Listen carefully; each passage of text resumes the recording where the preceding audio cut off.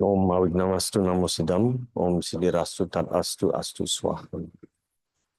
Welcome, everybody. It's a great honor and pleasure to welcome you to Ibah.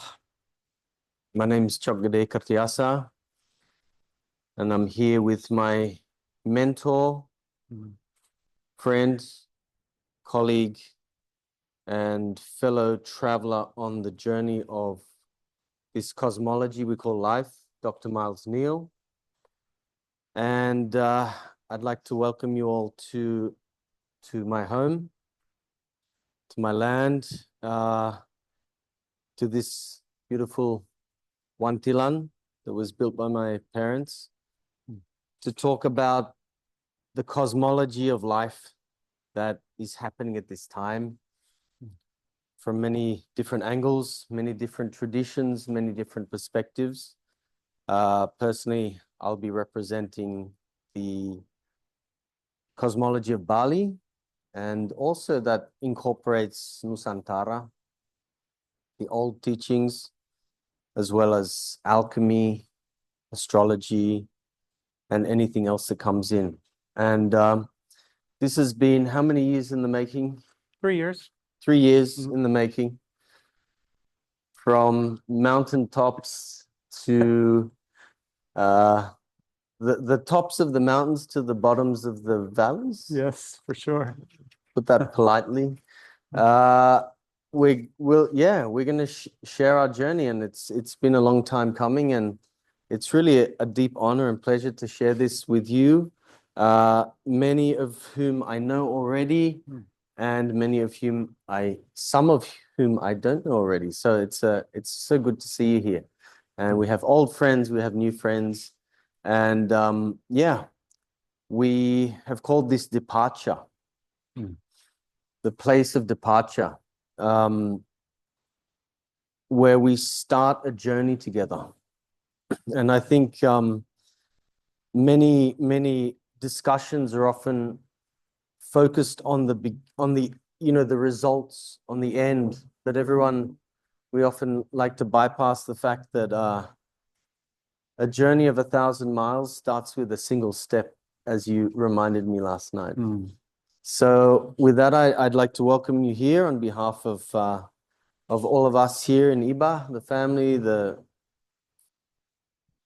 staff, the village of Ubud, to embark on a discussion that is universal. So I think from me, that's enough. Miles. Yeah. Thank you, Tjok Gde, and to your family and to all the staff here welcoming us in so beautiful space, and to all of you who came and all of you online, and anybody who these days you have to imagine that many people might come later down the road somehow digitally. So to have your mind in 3 dimensions, people that might see this somewhere, well, you're welcome to retroactively. For me, this is also an honor.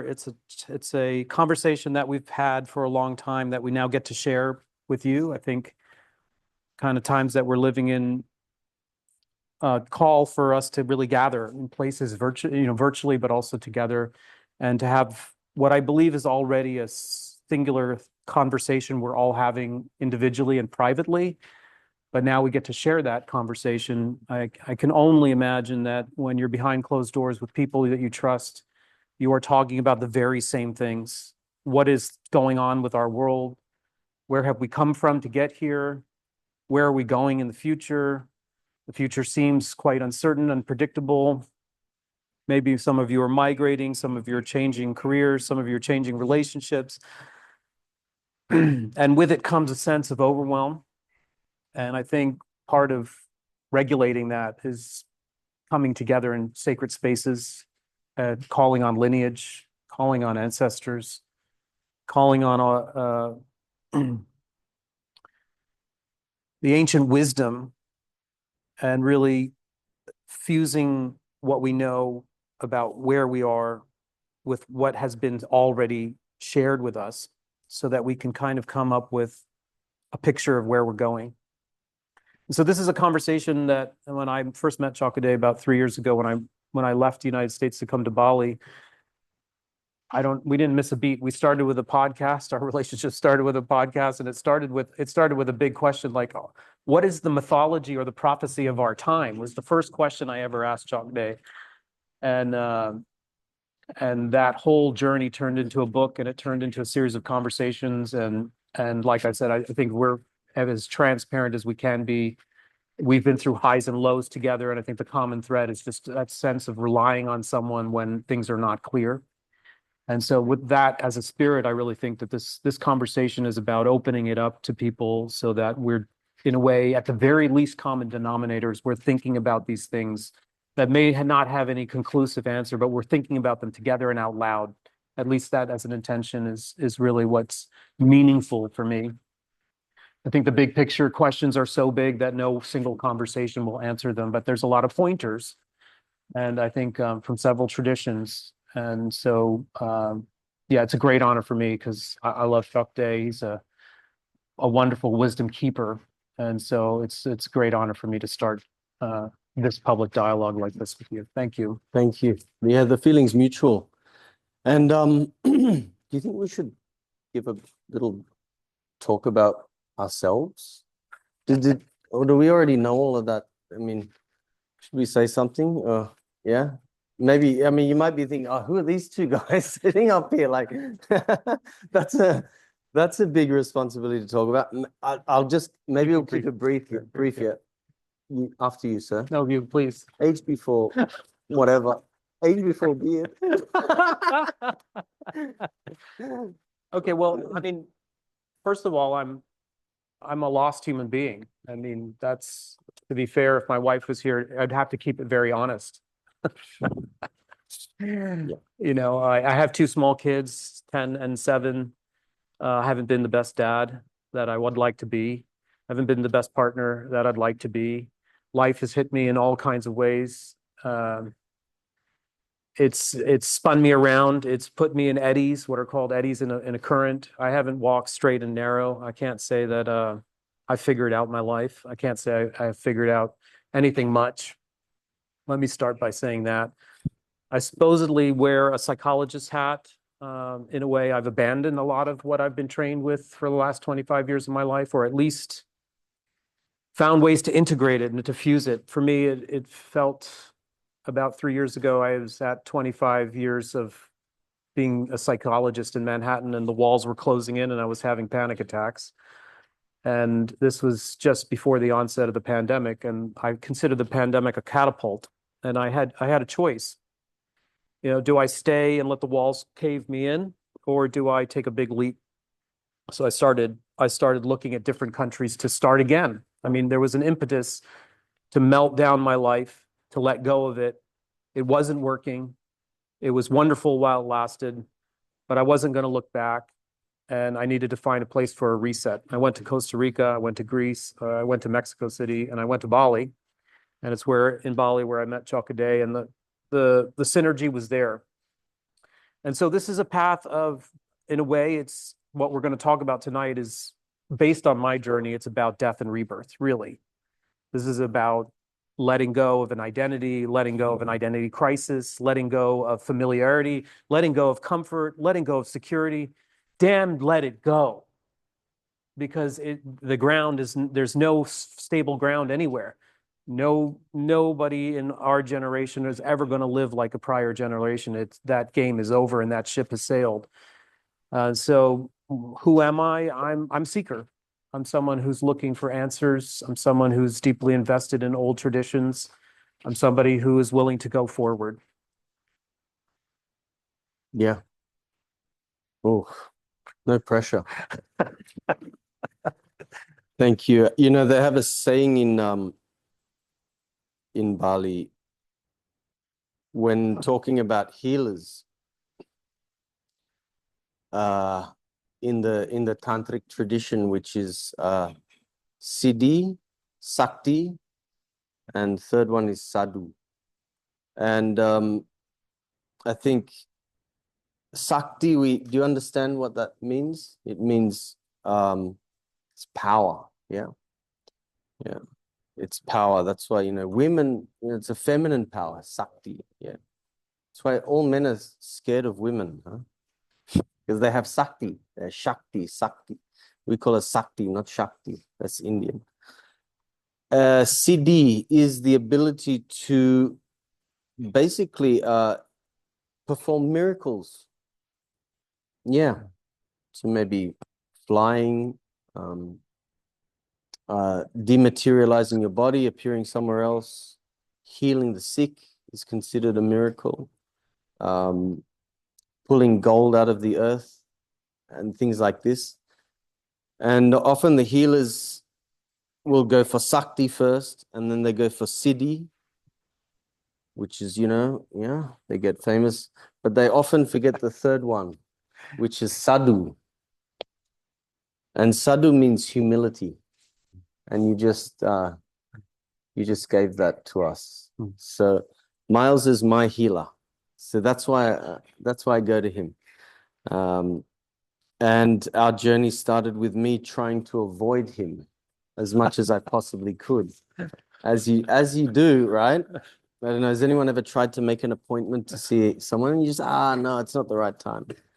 But thanks to his persistence and sincerity, as we call it, tulus ikhlas, he just showed up on my front doorstep and forced me. So I never knew you were good. trying to avoid me. That's Subconsciously. It's Jung's internal I saboteur. thought it was that you were just too busy. Well, often we use busyness as an excuse, right, to avoid certain things. And I think if we're going to start on that note, that's one of my wounds. So I'm very similar in some ways to Miles, what he's just said, but in other ways, I'm a seeker as well. I think I always have been. I was born into a very confused situation of Balinese father, very much steeped in the traditions and from a royal family, which is, believe me, it's not glamorous. Yeah, it's very difficult. And British Australian mother who was born in Singapore, technically. So she's also Southeast Asian, kind of. And having a dichotomy of these two extremely different cultures led me to develop the potential for, a kind of schizophrenic personality, a west in my right ear and an east in my left ear, perhaps. But also beneath that, actually coming from, even on my western side, a mystery school background. So growing up in Australia, being born here, growing up in Australia, in a very middle-class Sydney situation, gave me one perspective on life, and spending my time here gave me a very, very, very different perspective. So the material world, the spiritual world, sakala, as we call it here, and niskala. So the seen world and the unseen world. So I navigated a lot of that for a lot of my life, swaying from one to the other, being very Aussie, playing Aussie rules, football, drinking beer, getting into bar fights, and then going to temples, speaking to high priests on my holidays. And started off in music, jazz. I left that, going into hotel management to do what the family does, family business. And then through that, the birth of my first child, Adi, who's 22 now, discovering that I had a calling in health. So I pursued naturopathy, homeopathy, health sciences, and that's my day job now, running. Again, I think you said you've dropped the psychology label, perhaps identity. I've done the same with my homeopathy. And I keep changing identities with it. It was transformational alchemy. I've studied the mysteries, traditions of the West and the East.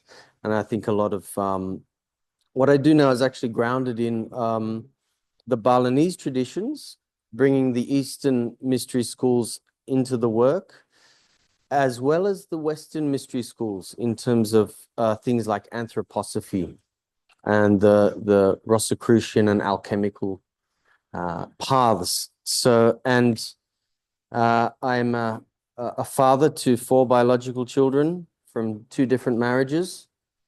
I haven't done the third marriage yet, but that's on the cards. And one stepdaughter. And I have my two girls here with 4 friends having a sleepover. So if I get interrupted in the middle of this, do excuse me, but that's a bit of my life. Hotel, Tirta Usada Holistic Health, a production facility trying to promote regenerative farming, environmental struggles that we have in Bali, trying to work with that through farmers, and being the chairman of a Waldorf school in Ubud. So, yeah, and then trying to look after those kids, take them to soccer. So that's my life at the moment. And then I forgot, I'm a member of the Ubud Claude Banjar. This is the Banjar that we're in. So also performing the cultural and village duties along with the rest of my family. So here we are. And that's why I only see you once a year. Yeah. Mm. So where do we want to start this? Well, I think we should just jump into the as above, so below. Yeah. I mean, I think that's a kind of great framework. Yeah. You want to say something about it? Sure. So I never meant to get into alchemy, as most people never meant to, but I was very blessed during my homeopathic training to have my homeopathic pharmacology lecturer was an alchemist, and everyone thought he was a complete weirdo except for me. That's because I'm a complete weirdo. So we got along really well, and he introduced me to the first, I would say the first teachings of alchemy, which was a practical plant alchemy based on the work of Manfred Junius, who's an eminent, he's no longer with us, plant alchemist. And I then went on to study some of the Egyptian mystery schools in terms of that, and also anthroposophy. And I think, when we use this phrase, as above, so below, it's a quote from the Emerald Tablet, which is a text, yeah, on a piece of emerald, apparently, that was a verse transmitted by Hermes Trismegistus. So Hermes, the thrice majestic. And it has this phrase, it starts off, I'm going to paraphrase it. I don't know it off by heart, but as above, so below, and so as below, so above. So coming into let's say, the modern context, and this is a mysterious tablet. We don't know when it came from. It's very connected to Egypt. Am I right in saying that? Correct me anywhere. Yeah. But the roots of alchemy go beyond that. They go beyond that. It's an ancient, I would call it's an Atlantean, let's say, philosophy that came through many traditions: Mesopotamian, Sumerian, Egyptian, Vedic, and even into what we have here in Bali. There's many, many similarities between, Middle Eastern alchemy and what we have here. And this really talks about the concept of the macrocosm and the microcosm, which we call here Buana Alit and Buana Agung. So that which happens in Buana Alit, in the microcosm, which we could say is the body, and it's not just the physical body. We can get into the different bodies at some stage. But what goes on in the body that we have full sovereignty over, and again, that can change as our consciousness expands, is reflected by what is happening in the greater cosmology around us. And often the term as above, so below is used so often, but often the second part of that sentence is left out. As below, so above. So it's not just, a transmission or, whatever's happening in the stars is happening to you. That's a fatalistic approach to it. When we get into and again, alchemy is just one word. I actually, I use it for want of a better word, to be quite honest with you. The word alchemy literally translates from Arabic into from Egypt. Al-Chem. Chem is Egypt, yeah. And it's not really necessarily, historically perhaps correct.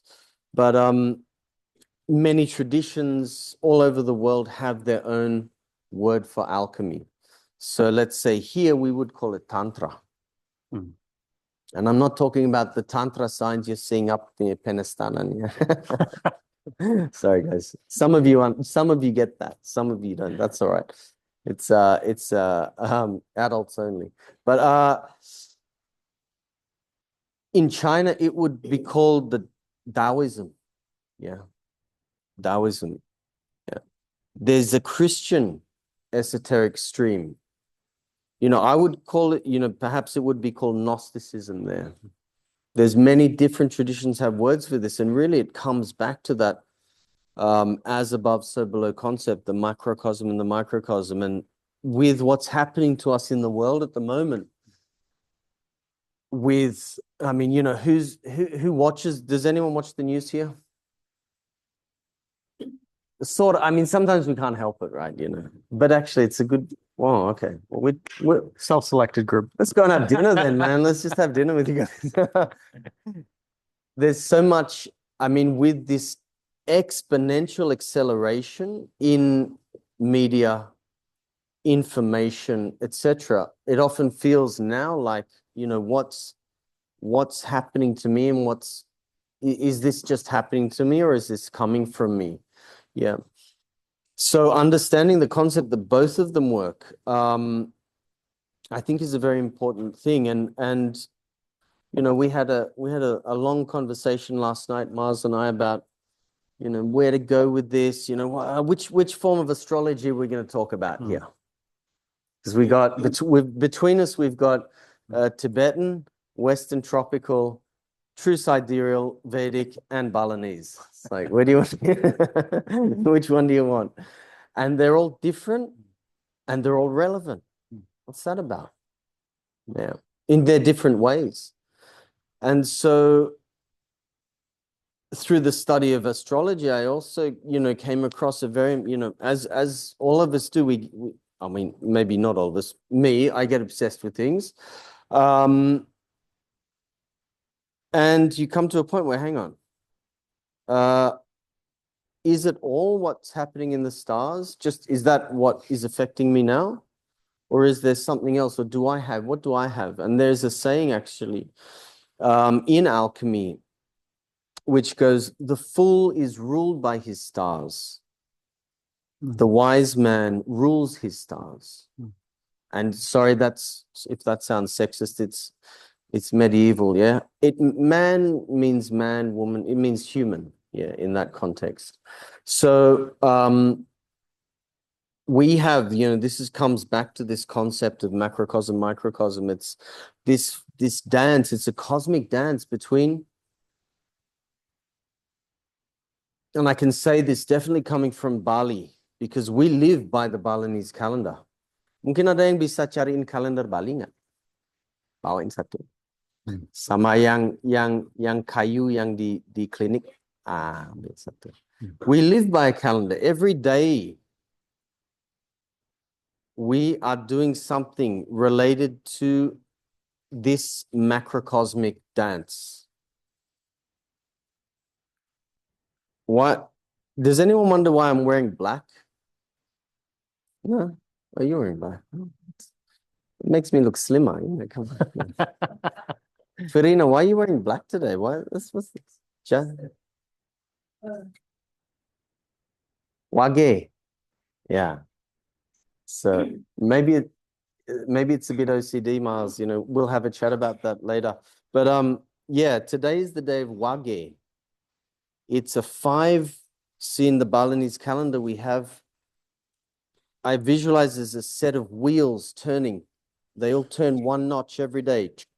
And we have a 2-day cycle. We have a 3-day cycle, 4-day cycle, 5-day cycle, 6-day, 7-day, 8-day, 9-day, 10-day cycle. And they all switch one, and every astrological profile of a day is the alignment of all of those notches meeting. So today I wear black because it's the 5-day cycle of the black day, the day that represents black, called Wage. And often that word black is used, let's just admit it, black magic, bad magic, yeah. We don't use that word in Bali. The word doesn't exist in Bali, actually, even though a lot of people use it. Yeah. You got black magic, it's like, no.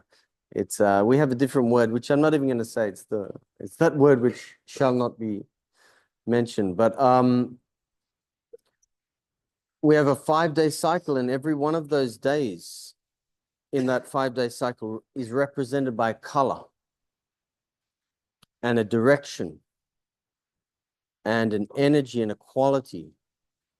And it's represented also by an element.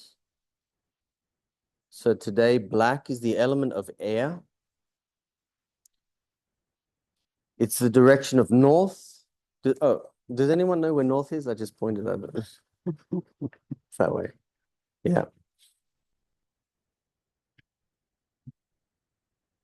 It's represented by an elemental quality called Banaspati Raja, which we see in every huge tree. You know the trees in Bali that have the kain around them, the material wrapped around them, which are revered?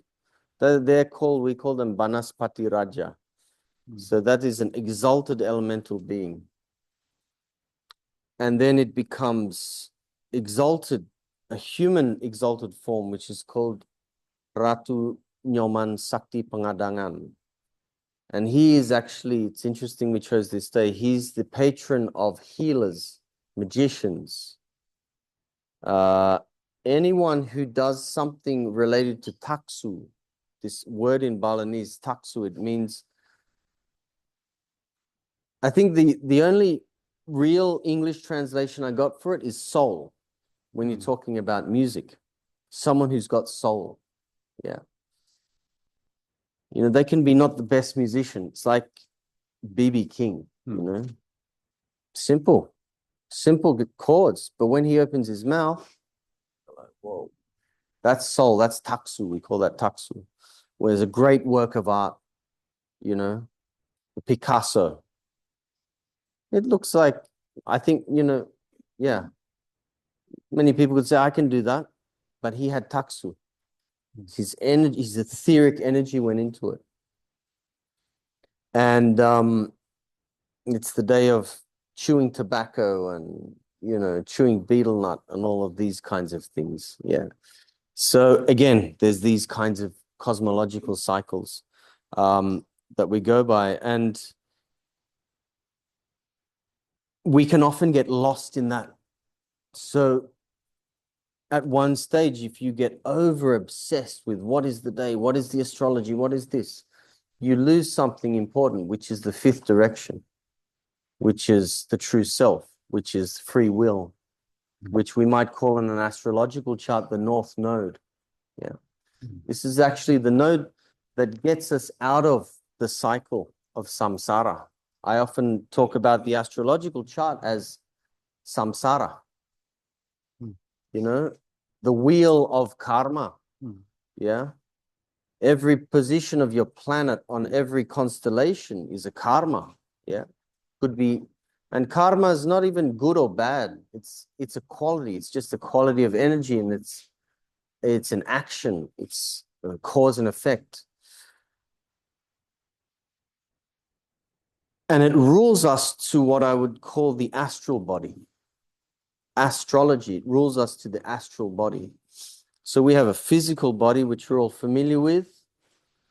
And then outside of that, we start to go outside of this material realm. So we come into what's called the etheric body, or we call suksma sarira in Bali. Everyone know the word suksma? You know the word? What does it mean? Yes. Yes. It's funny how we say thank you, right? It's like, it doesn't even translate as thank you. You know, that's terima kasih, which is kind of like, I terima, take, kasih, give, take. But kasih can also mean compassion. Very interesting language, yeah. It's like, it's almost like when you say suksama, it's like, it's not even thank you, it's I acknowledge the subtle quality of what you just did. What is behind what you just did? You gave me, I just got back from a wedding. Yeah. One of our very long-serving security guards' son got married. So I'm like, I have to be there. He came up, he said, you got to come. I said, all right, man. I don't want trouble. He's a security guard, you know. And I give the president suksamo, some material. It's not saying thank you for the material. He's saying thank you for bringing, for the act of giving, for that energy, essence behind that. Yeah.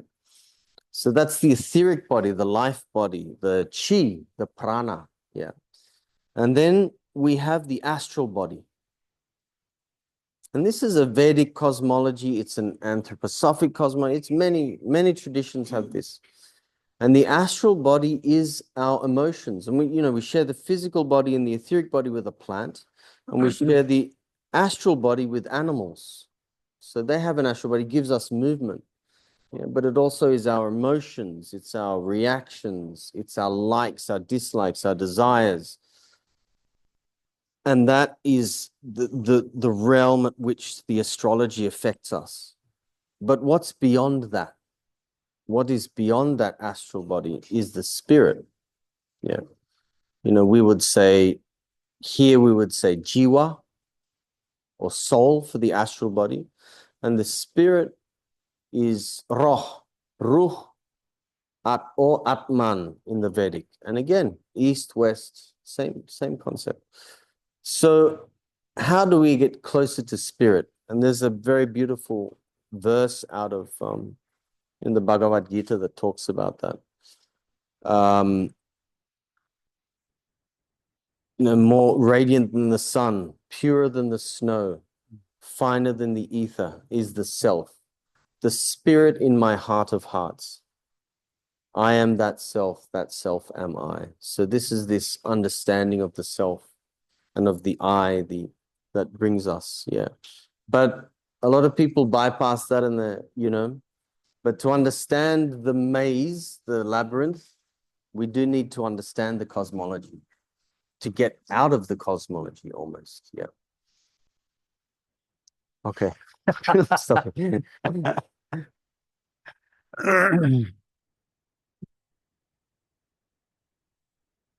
I'm a beginner with astrology, so you have to correct me. And I came into it just by asking one question. I was interested in what's happening to us. About maybe a year before the pandemic, I started asking what's going on. I remember reading an article by Maurice Fernandez, who's an astrologer. He was writing about the 2020 Saturn-Jupiter conjunction. But his article was written in 2016. So it was 4 years prior to the actual events happened. And I got a hold of that just by force of synchronicity. And in there, there's no pinpointed detail, but there's enough evidence and enough premonition that the world would undergo a dramatic seismic shift. That this is in a way, maybe he didn't use this kind of words, but that a portal would open. And I was having a number of different inputs, let's call them. I was looking at prophecy, I was looking at astrology, a complete beginner to all of these things. And my main tradition is Tibetan Buddhism, which has a cosmology. It has a coherent cosmology of its own. It has a coherent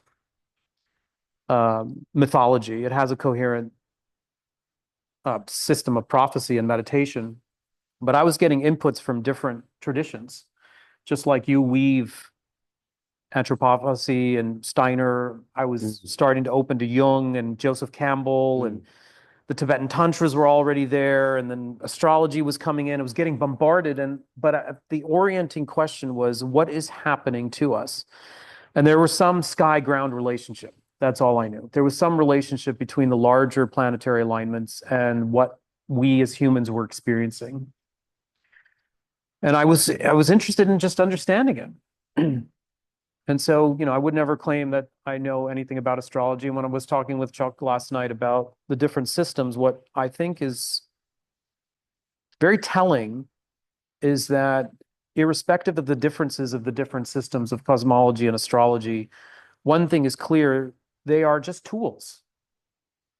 And I think that's what you're kind of saying with the spirit part of it, or keeping our mind and our eye on the right aspect of this, which is, yes, you're constellated, you're in a matrix, but you never should lose your agency. That this interplay between forces above and below is like a deck of cards. It's like always how karma works too. Even if your body, for example, has a sort of constitution, you can't deny that. But then within that constitution, you can make better choices. Yep. And this is the purpose of philosophy. This is the purpose of astrology. This is the purpose of studying keenly the mythology and also the prophecy, is that they're giving us agency about the time that we're living in. And so part of this for me is the large picture provides a kind of framework for understanding what we're experiencing.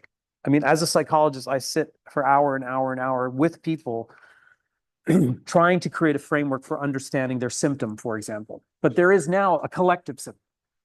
And for that, you need a broader framework. And the cosmology provides that. It provides a situational pointer to where we are. And so I started like a Swiss watch. Or have any of you heard of the Antikythera mechanism? You should look it up if you don't. The Antikythera mechanism was, I believe, discovered in the early part of the 20th century off the coast of a Greek island. And it is the oldest computer. Yeah. And it's actually an Ori. It's a celestial compass that's It's in your book, isn't it? thousands of years old, where they could, and it's got dial upon dial upon dial upon dial. It's incredible advanced technology that Graham Hancock would love to eat up, because it doesn't come from this world. It doesn't fit in this world. Anyway, I started seeing that you could use multiple maps to orient yourself to this question of where we are, what we're experiencing, why it's so overwhelming, and where are we going. The biggest case example that I came across was, of course, the Yuga cycle. Many of you are familiar with the Yuga cycle from the Vedic tradition. Of course, I don't pretend to be an expert in it, but it started really speaking to me, particularly the recalculations of Sri Yukteswar, who is the guru of Paramahamsa Yogananda, chiefly known as the author of Autobiography of a Yogi. And Sri Yukteswar did some calculations, because mostly in the popular consciousness, we are believed to be somewhere in the Kali Yuga, which is the darkest of the ages. And there are 4 ages, going from golden ages all the way descending into a kind of dark time of characterized by sheer materialism and loss of spirit, loss of direction, a lot of chaos and a lot of turmoil. And then there's ascension. So one thing that really separates the ancient esoteric traditions from the ones that we currently adhere to is that time is not linear, time is cyclic. And when we were all at school, they told us to study our history precisely for this reason, because history repeats itself. And if you fail to learn your history, you'll hit your head in the same ways over and over again. If you return to the older cosmologies, they all understood long cycles, really long cycles. This big cycle is on order of 24 to 25,000 years approximately. The Aztecs knew about it, the Mayans knew about it, the Tibetans knew about it, the Hindus knew about it, the alchemical traditions in the West adopted it. They understood. They were vast and keen explorers of the stars, and they were extremely astute keepers of records. And that record keeping was mainly an oral tradition, which in many traditions got lost, but in some threads is maintained. Anyway, that large recalculation of that large picture by Sri Yukteswar puts us not in the dark age, but actually puts us on an uptick, which is promising, and heading through the early phase of what's called Dwapara, sorry. Dwapara. And that's already a big shift. And again, I think I could find colleagues that would disagree, right? And I don't want to get lost in the woods. I only want to say this, that for me as an amateur, as a pedestrian, just wanting to understand my experience and experience of my family, experience of my colleagues, and basically now 3 years into this journey, the experience of anyone who has any decency and sits down and has a real or authentic, genuine conversation over coffee is having very similar conversations. And so there is something to this position that we find ourselves, because the sky-ground connection is eliciting or activating something very similar in all of us. It's there in the psyche as an archetype, and it's there in our individual charts. Maybe in our individual charts, it shows up slightly differently because of personal dispositions, personal karmas. But just as a big picture narrative, I really started to like this. Whether it's absolutely true, I think I want to keep coming back to this, is not really relevant. If it speaks to us as a story, is more important. Because as Western or as now industrialized or modern people, we don't have good stories anymore. We kind of lost over the last 300 years of scientific reductionism. We've lost our stories. We've lost our mythologies. We don't know how to narrate our situation. We are very much stuck in the immediate moment. We can't really look back. We're skeptical about the past. We're kind of driven by impulses towards the future. And bang, we find ourselves in a predicament, and really creates a kind of existential phenomenon. This Dwapara phase has a particular kind of signature. It's one that's really bound up by energy and technology. And when I hear that, I instantly think nowadays, I think about one thing. Anybody can name the one thing that's ever present and as big as it can ever be? That's looming? Anybody? AI? So AI is a absolute disruptor, game changer on order of magnitude that seems to be inconceivable. It will absolutely, we're not talking about the wheel, we're not talking about horse-driven carriage, we're not talking about steam engine. Those were all disruptors that totally revolutionized life on this planet, but this is inconceivable. And so just based on that character alone, I started feeling like, okay, there's something to the Dwapara. But there is this statement that I like that Jung made. And Jung was also an esoteric, astute reader of the stars. And he may not have been reading the Yuga cycle, but he was definitely reading sidereal, would you say? Ooh, I don't know. Because he knew about the Piscean age. He may have been reading Vedic, because he was studying the Indian traditions. I'm not sure, but he was also studying the alchemical tradition. He was studying the alchemical, and he knew also about the Piscean Aquarian transition.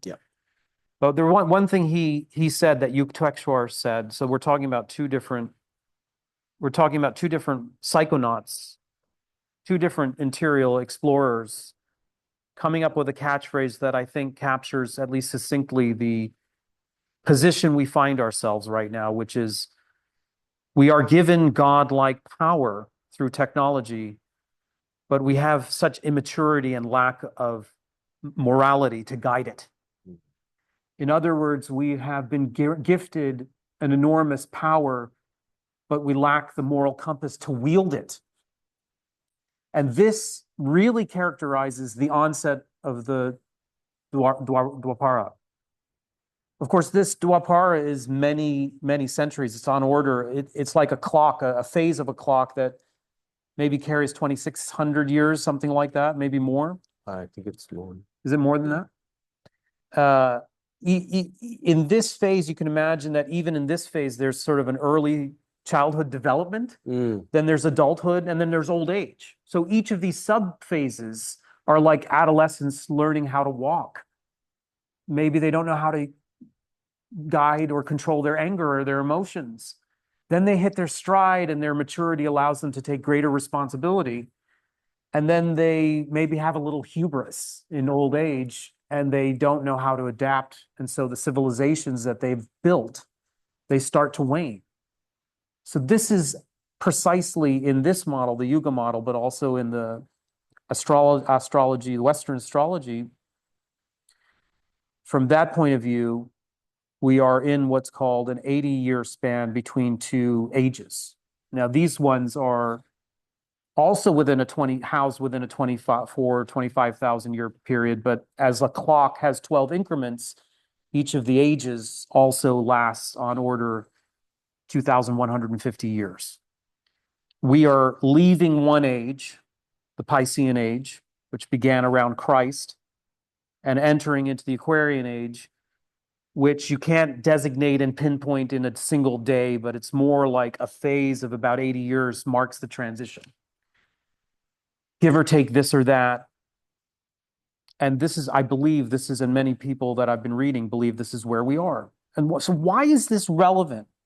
And why do I not get lost so much in the trees, mistake the forest for the trees, is because it's enough at that level for me to feel like there's a story around the great transition that we're feeling. And for me, that great transition is that institutions are breaking down. There is a lack of trust in governments. There's a lack of trust in institutions. There's a lot of social unrest. There's great divisions between populations. There's great polarization. There's civil unrest. There's the threat of nuclear war. There's the threat of the ecological devastation. Now there's the onset of the AI and what that might mean as we head up and towards singularity. And so it feels like a pressure cooker.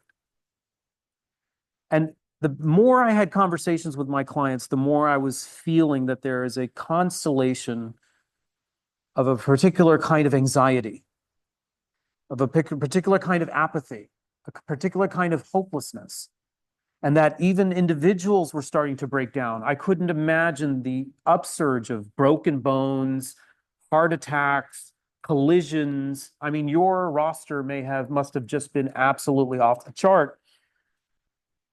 Breakups with relationships between people after 20 years of marriage that you would have never said, oh, those couples, they were going to go. They were going to go the distance. Bang, all of a sudden, broken, rupture. I'm talking about archetypes here in terms of words. Hopefully one or two of them will land. Rupture, confusion. I mean, I remember my parents' generation, they were able to imagine themselves in one corporate job, possibly raising their kids in one household, sending them to school. If you went to school, you possibly could envision a 5 or 10-year plan that you could work towards, you could execute. We don't have that clarity anymore. It's so ambiguous. And so just finding ourselves in a sea change where one world is dissolving and the next hasn't fully formed. In the Tibetan tradition, this is called a bardo. The Tibetan Book of the Dead is a manual for dying, literally dying, but also metaphoric dying. And this is what I think good mythologies and good usage of astrologies and good usage of prophecy does, is it provides a tentative narration map so that we're not afraid, so that we can continue to maintain our dignity and maintain our agency and to understand this is not a crisis, but as an opportunity. And that's really where I'm landing, though my nervous system doesn't always feel that. I have to call Tjok Gde and hope that I can get an appointment, goddammit. He's 3 months booked out. And I have a few other peers that I look to and a few other supports, because holding this picture in my mind about the existential crisis, about how many of you, just let me ask you, because you're right here. How many have caught yourself saying one of the following phrases? I don't know who I am anymore. Anybody? I don't know who I am. I don't know where I am. Yeah. I don't know what tomorrow will bring. Yep. Maybe we should switch seats. Some Yeah. of you haven't raised your hand. You're doing much better than I am. There's something about this sea change that is the ground upon which we have grown accustomed to is giving way. And as the institutions and as the social systems break down, and as the things that we have relied upon for identity forming narratives break down. I mean, for example, in the pandemic, one thing is for sure, we had a breakdown of science. This one thing that we have privileged for over 300 years that has like made a case for replacing God. Suddenly you can't tell if mask wearing is right or not, or if the vaccinations work or not. And suddenly you have two tribes who divided along the dinner table over something that can't be proven. And part of this is the breakdown in certainty and the onset of ambiguity, for which we have not been prepared, for which we can't tolerate. But there's something about science that gives us such a security so we can just lay back and the guys with the white coats can just tell us how life is. And when the shit hits the fan, we are ill-equipped. And so to go back to Tjok Gde's point about whether you do this system or that system, his asking us to heed this idea of don't ever lose your autonomy, don't ever lose your agency. It's not fixed, and it's not a fixed prediction out there. I think really also echoes what the Tibetan Book of the Dead is trying to alert us to, that on a grand scale, civilization is dying, but it's not a terminal fixed point. It's a transition into another world. And who's going to develop that world? And what will it look like? We don't know. And we've just now introduced AI, which is an unknown aspect to us. But what I'm hoping these kinds of discussions end with is not solutions, but a remembering that each of us has a role to play in the formation of that destiny making. That we can't allow ourselves to collapse on stress instincts. We can't allow ourselves to fragment. We have to look past the engineered conspiracies that are designed to disempower us, for example, and reclaim fundamental dignity, come together with higher consciousness, study prophecy, text, and astrology, so not so that we can outsource, but actually empower and move as much as possible. I'm not saying it's a perfect movement. With like every labyrinth, there will be moments of hitting our head, but can we find a strong moral compass? Because that is what the age is asking us. It's saying you have more powerful technology in your cell phone than any human being on this planet has ever had, and more is about to be dumped on you. Can you build up your moral ethics, and can you build up your wise discernment quickly? And when I have conversations like this, I get animated with Tjok Gde because I know now we're hitting right the whole point of a gathering like this. You know, so this is the point of don't get lost in the morass of which model and who said what and are we disagreeing. It fundamentally comes down to, if you feel some of that angst, you're not crazy. If you've been part of a rupture, it's not your fault necessarily. We are in a transition that's bigger than us. We're swimming in an astrological sea of change. And there are methods that we can draw on so that we can find our ability to swim straight. So I'll just leave that there. That's sort of, I'm just energetically, just want to put that there, see how's everybody doing, anything coming up for you. Please don't be quiet. Otherwise, I'll have to ask Tjok Gde for a Xanax, and we don't want to do that. I can only give you passion flower or nutmeg. Natural version. Yes.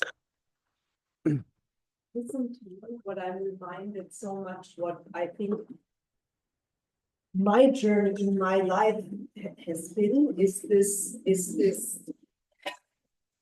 really fine line between effort and surrender. Like, and both on a personal, in my life, when do I effort?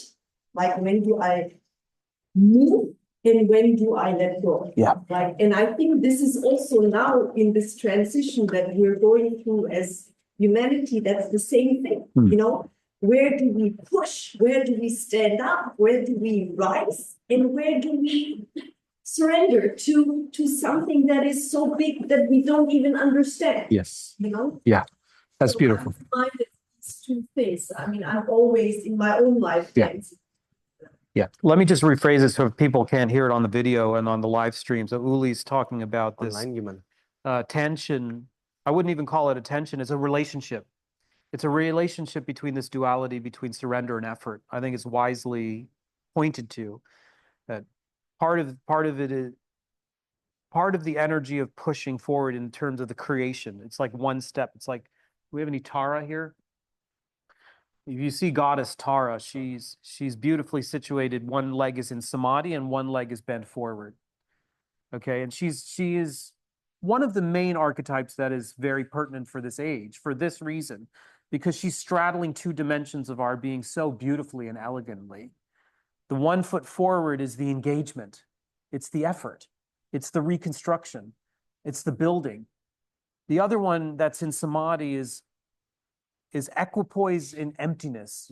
It's the wisdom of surrender. It's the wisdom of the unknown. It's maybe where we could say, let's open to grief, because there's so much loss, for example. Like if you haven't felt the loss and you don't know how to let go, you will resist the flow of things that are happening. And that clinging itself will create so much doubled energy. It will create layers of compounded insult to the injury. So there's part of us that intuitively knows that we have to surrender. There's something much bigger than us. There's a deeper wisdom in us. There's a deeper collective wisdom in us. That collective wisdom isn't always in motion. Sometimes it's purely still. There's something about trust and reliance, what's in the Buddhist tradition called refuge there. And it's out of that sort of knowingness, so you could call it gnosis, you can call it emptiness, you could call it trust, you could call it faith, you could call it devotion, you could call it compassion, the compassion that just is barely naked and receiving of the blunders and the downfalls and the pitfalls and the darkness and the dismemberment. And it's out of that one leg comes forward. And I agree, sometimes we don't know which way we're going to go, but this is part of being a juvenile. This is part of being in the early phase of a long cycle.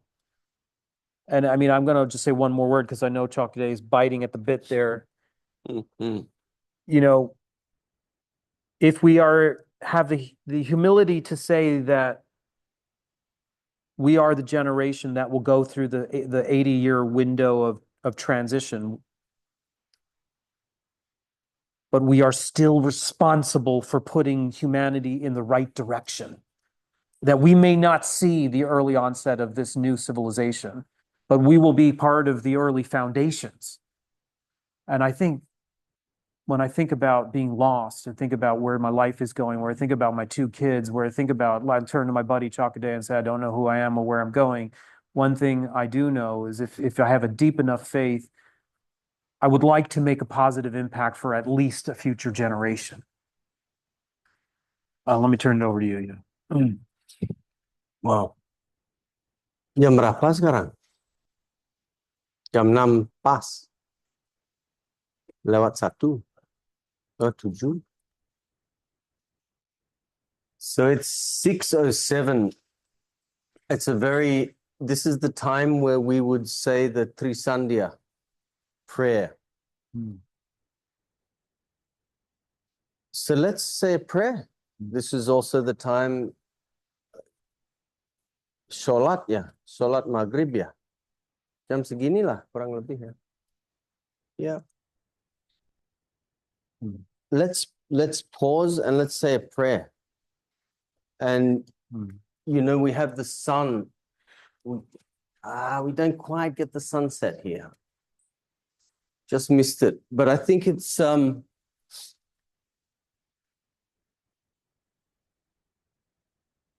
good time to just pause.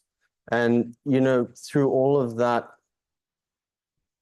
because actually what I'm going to say on the heels of that is a little bit more overwhelming. So I think we need to prepare ourselves. With the, Yeah? yeah, You feel it? I feel that. I need to take a really, really deep breath. Yes. No, he said he's going to say something even more overwhelming. So get ready. Yeah, that's why let's pray first. You know, because I think we often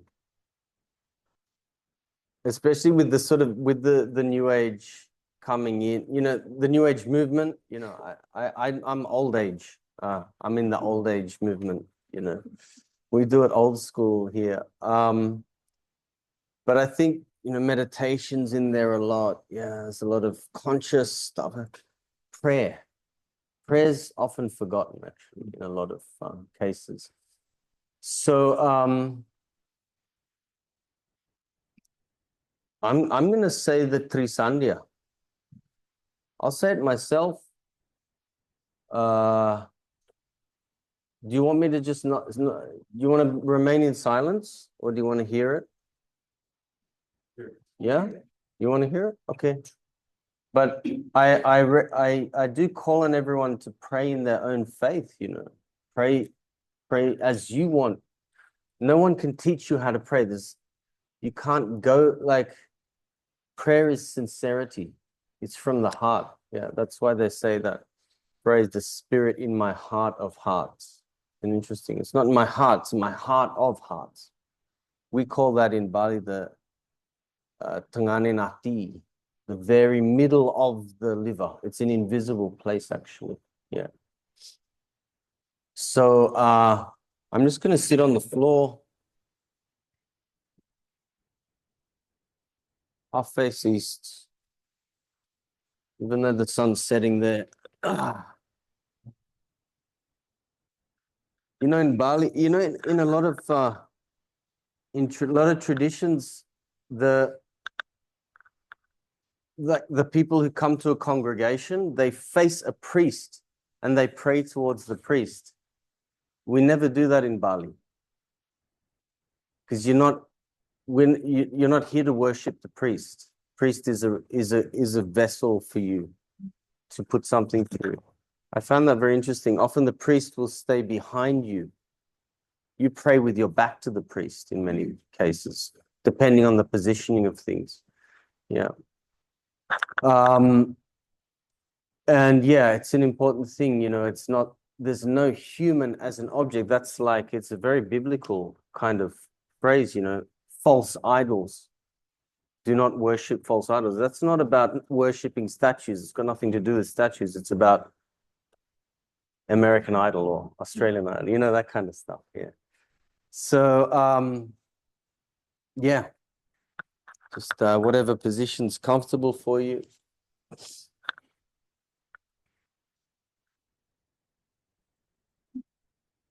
And we usually put our hands in this position at the heart. Yeah. Yeah. Yeah. But again, however you feel.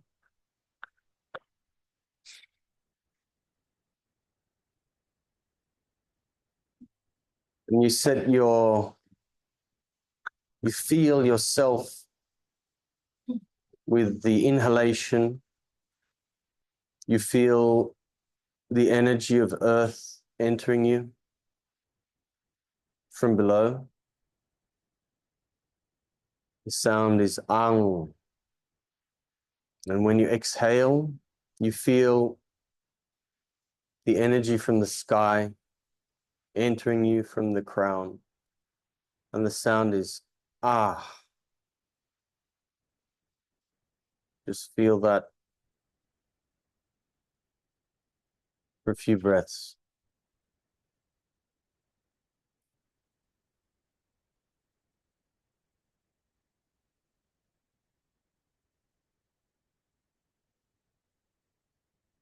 Dot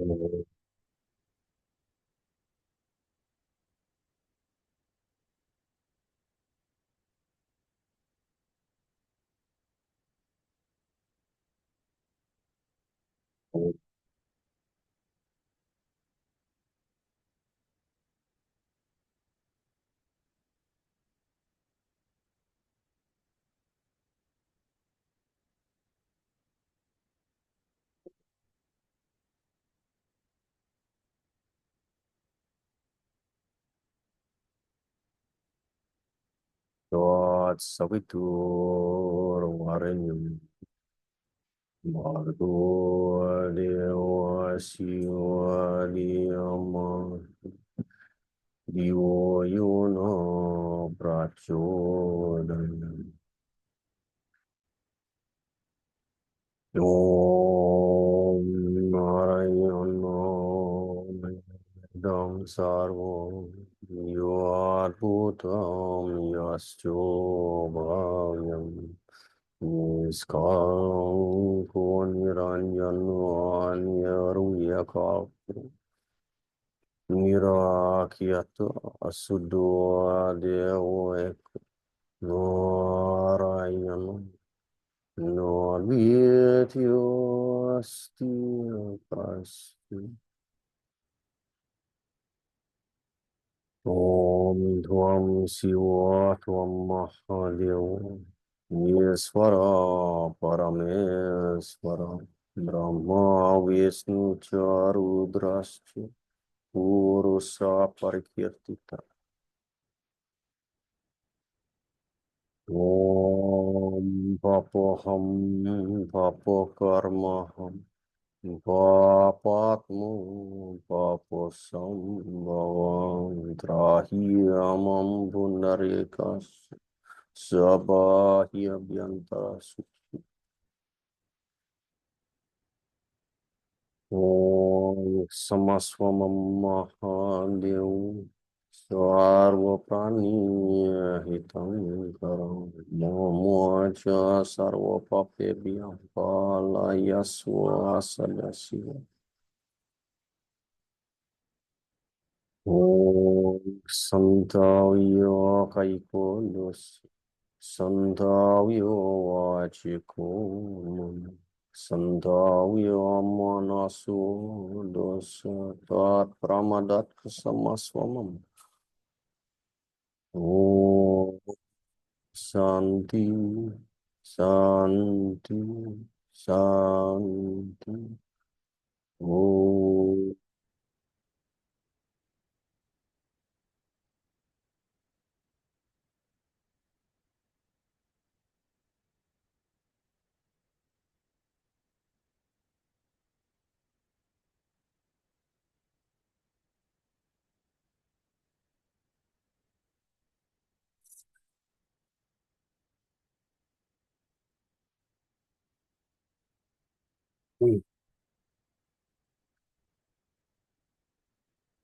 Thank you.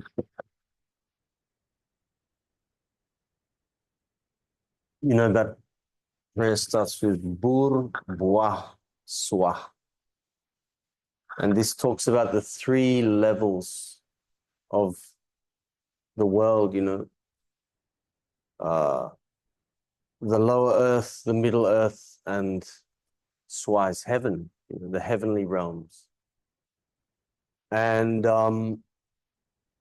we live at the moment, if you want to actually talk just pure astronomy, there is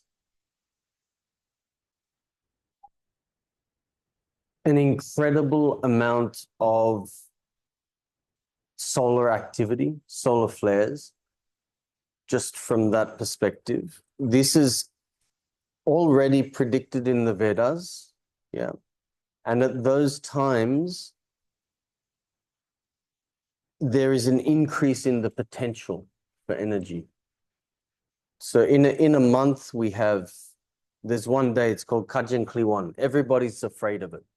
We're all scared of it because it's a day of great energetic potential. It's where the energy from the earth and the energy from the sky is magnified.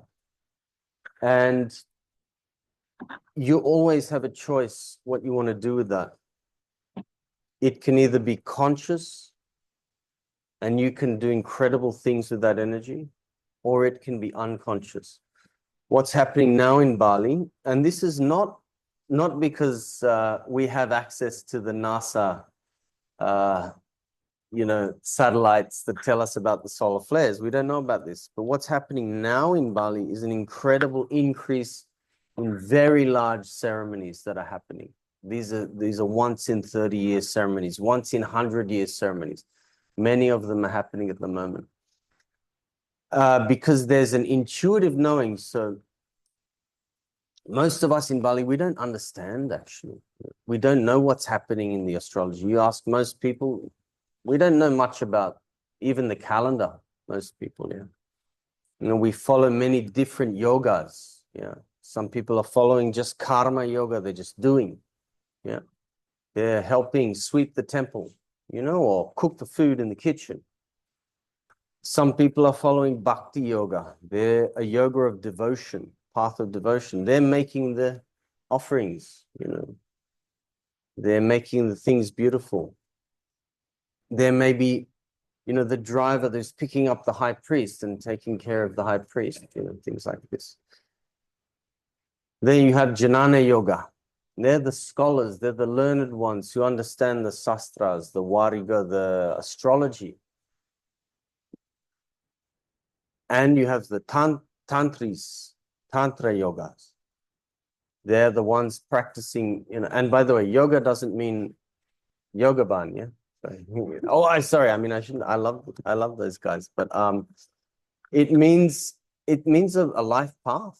It means it means your practice, your life practice. You know, this is the time now. You know, Tantra yoga is the yoga, the life practice of the householder, where everything is God, everything is divine. The toilet is divine. Yeah. The kitchen is where Brahma lives. And in this prayer I just did, we say many names of God. We still believe in one God. You know, people call us pagans here, but we still believe in one God, which is okay as well. I like that. But we believe that actually God is, you can't perceive, is beyond perception. There's no name. You can't call God God. God doesn't have a name. It's too beyond the words, you know, to even perceive. That's why we see many different forms of, and to say him as God is also almost an insult, because God is not beyond duality. It's beyond male, female. Yeah. That's why we have the gods as manifestations, so we can understand the divine, every divine aspect of life. So what's happening now is an acceleration on a solar level, on a cosmic level. And when I say did anyone sign up for this thinking cosmology was going to be talking about stars and space? You know what cosmology actually means? It means an organization, how things are organized. So this is a cosmology. We're a cosmology, all of us together here. The weaving in this is a cosmology. Yeah. The stars are a cosmology as well. Bali as an island is a cosmology. There's a beautiful practice called family constellation. We have a special guest. Here. This is my first teacher, Papa.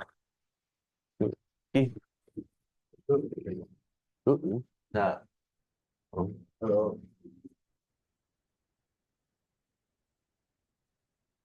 And now we have an extra star in the cosmology.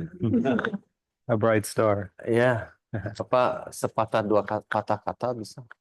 Apa ini?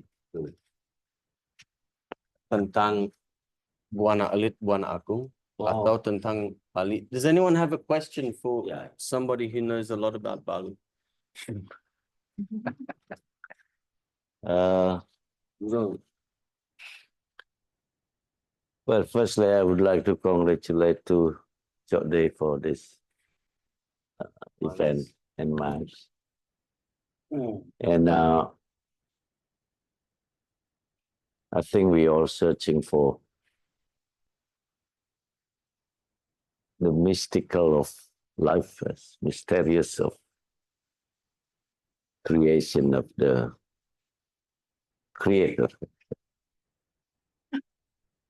So anything you want to hear from me as far as my experience in performing this part in the community in Bali and so on. So maybe anything that's a particular question you would like to ask. Yes. Seen a lot of changes in your lifetime and maybe accumulated a lot of wisdom in that time. What wisdom would you like to share with us this evening? Well, I think from time to time, changing is the absolute. Because time never go backward. So we call it Batara Kalo, the Kalo is time, the god of, which is the son of Siwa actually. So we're presenting it the time. That's why in a lot of the pattern, when you see like a demon, time can be scary too, because you never know what will coming. And that's what our mind always try to find what will happen, to find what curious about the next. And the changing is the permanent. And time is never stopping, never care with anything. So that's why knowledge is important to understand that and to be aware and conscious about. We often not conscious about it. We more putting our curious and mysterious thing in the moment. That's when we need exercising the philosophy, not just repeating what word the philosophy. It has to be practiced. So the wisdom is also will be changing in terms of how we presenting it, how we perform that wisdom.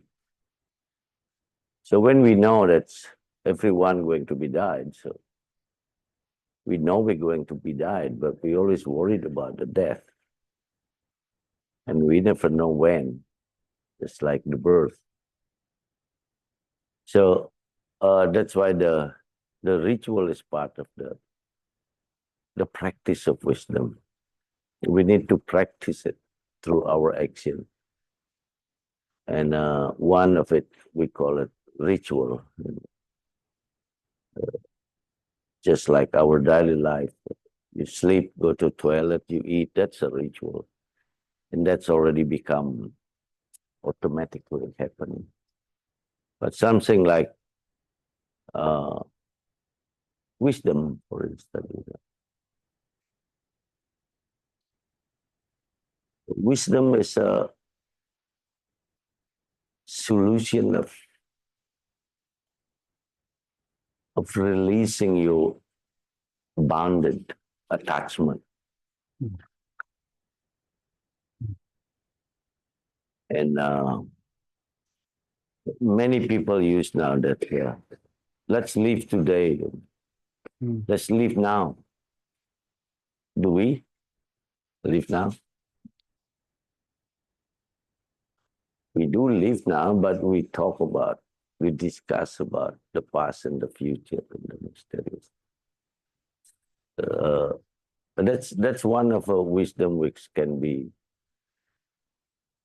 have some manifestation different way with different people according to the situation, condition, age, and everything. So that's a wisdom. We can't make one word of wisdom to be practiced the same to everyone. That's not the wisdom. So because we know we're going to change, all going to change. We know we're all going to die. And in fact, there is a system. We all in the system of life, concept of life. Every country, every religion, every belief, they have the concept. Every tradition, they make a concept. To get out from the concept, you have to do it. You have to practice the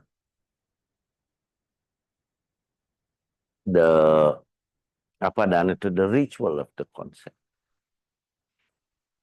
So when we just discussing it and analyzing it and argument it, you will never go. You never can release from the concept. You never go out from the concept. Same like love, you know. You can love somebody, you just think it from home. You never go to her house or to his house. Then we become abandoned. And then become illusion, and then become a lot of assumption will happen in your mind. But you think you love and you acting it, think and act it. You get out, take your motorbike and visit your girlfriend, your lover, and then you're out from the concept of love. So we all creating the concept, but we have to also releasing ourselves from the concept. The same, everyone wants freedom.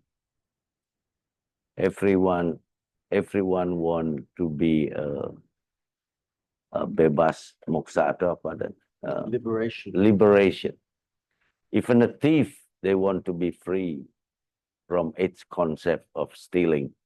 So he have to steal, and then he never get out from free from his wanting, from his ambition, from his.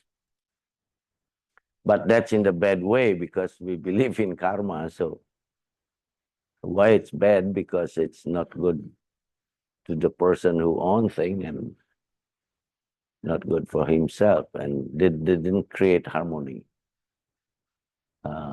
Those kind of simple samples. So just keep your balance of your idea and thought and daily life, and keep breathing, and then you're still alive. You know?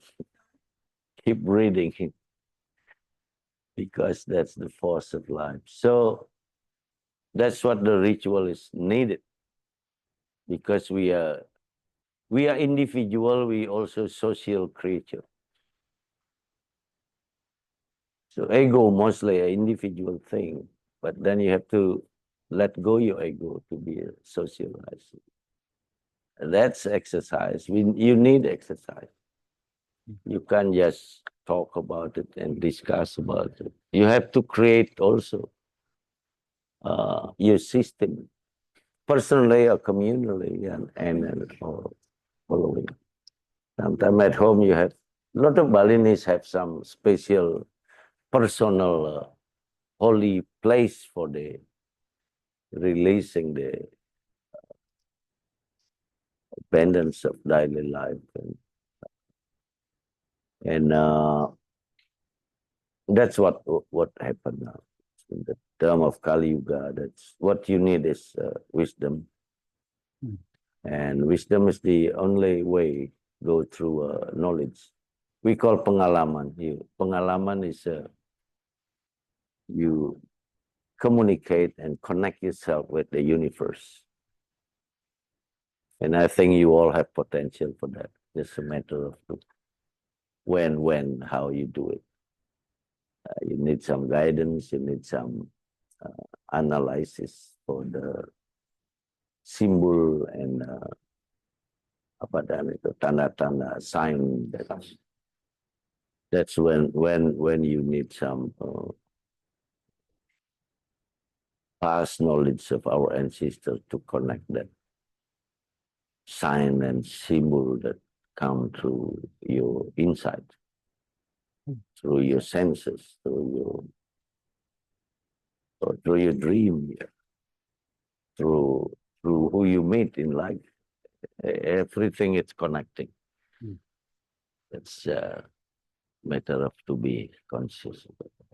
I hope that can keep some. So, yeah. Thank you. Anyway, just one more. Papa have to go. So, yeah. Anyone? One more question. Cukup ya. Okay. During your time and just say hello. Good luck. Yeah. Okay. Yeah. Well, Papa. Huh? Don't take this. Yeah.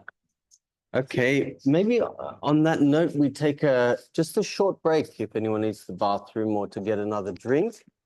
Because I see there's a big thing of jamu there. It looks so good. And I'm like, please, let's have some of that. Let's just keep it to maybe 5 minutes online. Everybody online, if you have any questions, send them through. Dia will read them to us. Yeah. Okay. We'll just take a little break.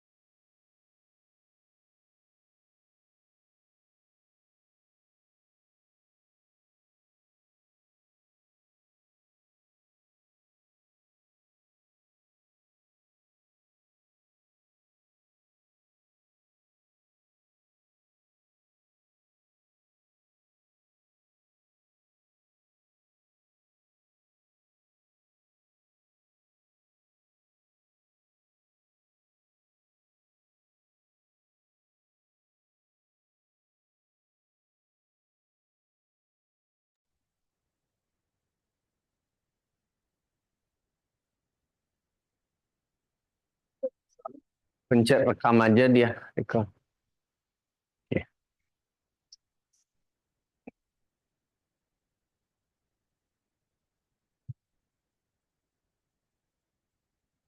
Mikrofon atasnya. Ampun. Belum nyambung ke sini dia.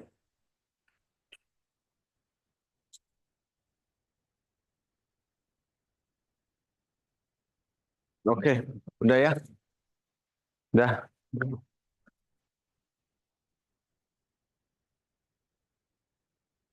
Okay. Yeah. Welcome back, everyone. Miles.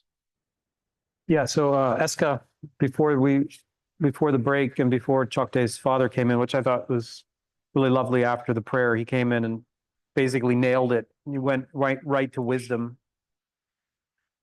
You know, it's a good reminder that you can have as many conversations as you like, but if you're not practicing wisdom, then, you know, let's put it this way, the anxiety doesn't deal with the heart of the matter.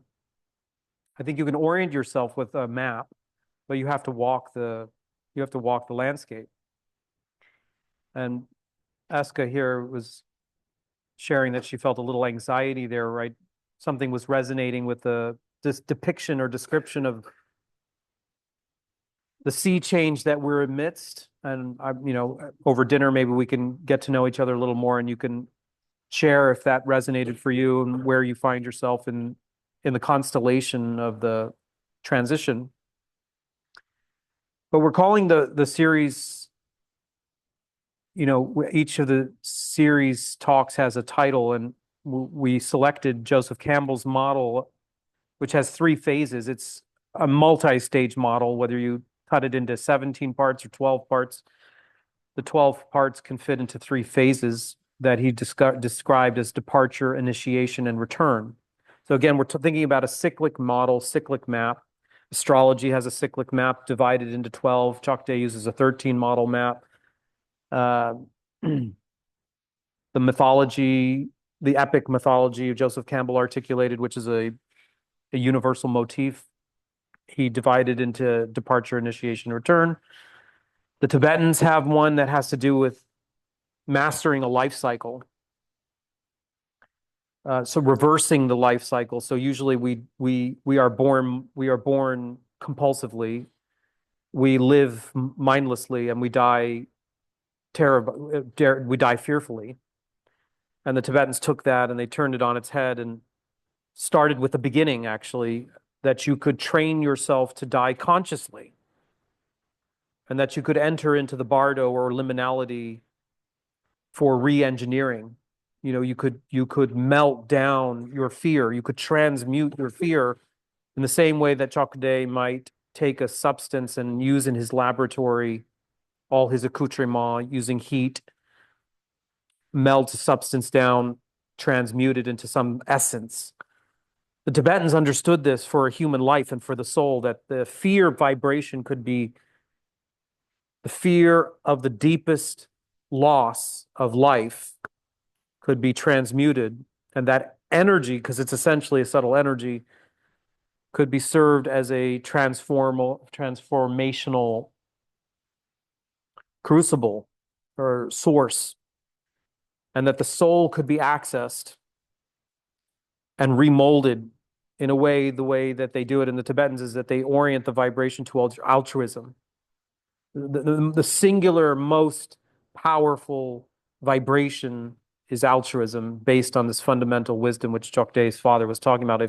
If the two were actually two sides of the same coin, just like the Tara image of the seated in samadhi of openness, deep seeing of reality, and then the foot forward was altruism, then you could reshape a life and you could rebirth a life with a better imprint, more constructive, more creative, more egalitarian. And so whatever model you use, 1, it's cyclic. 2, it can be divided into stages. We've chosen to divide our 3 talks into the stages of departure, initiation, and return. So we're talking now in the departure phase. We're talking about death. We're talking about departure. We're talking about loss of identity. We're talking about loss of livelihood. Maybe AI comes in. Probably in the next 5 years, none of us will have a job. Including psychologists. And maybe even sooner than that, if you consider a factor in exponential growth. And so what do you do? At what point, what is it that pushes your button? Is it the loss of income? Is it the fact that the institutions are breaking down? Is it the fact that you can't trust science? Is it the fact that you can't trust religion? Is it the fact that you can't trust anybody at all? Is it the fact that there's deep fake and you can't even, media is untrustworthy, unreliable? Okay, so you can get caught in the fear vibration because nothing makes sense and nothing is clear. And then you can go back to what these traditions are saying.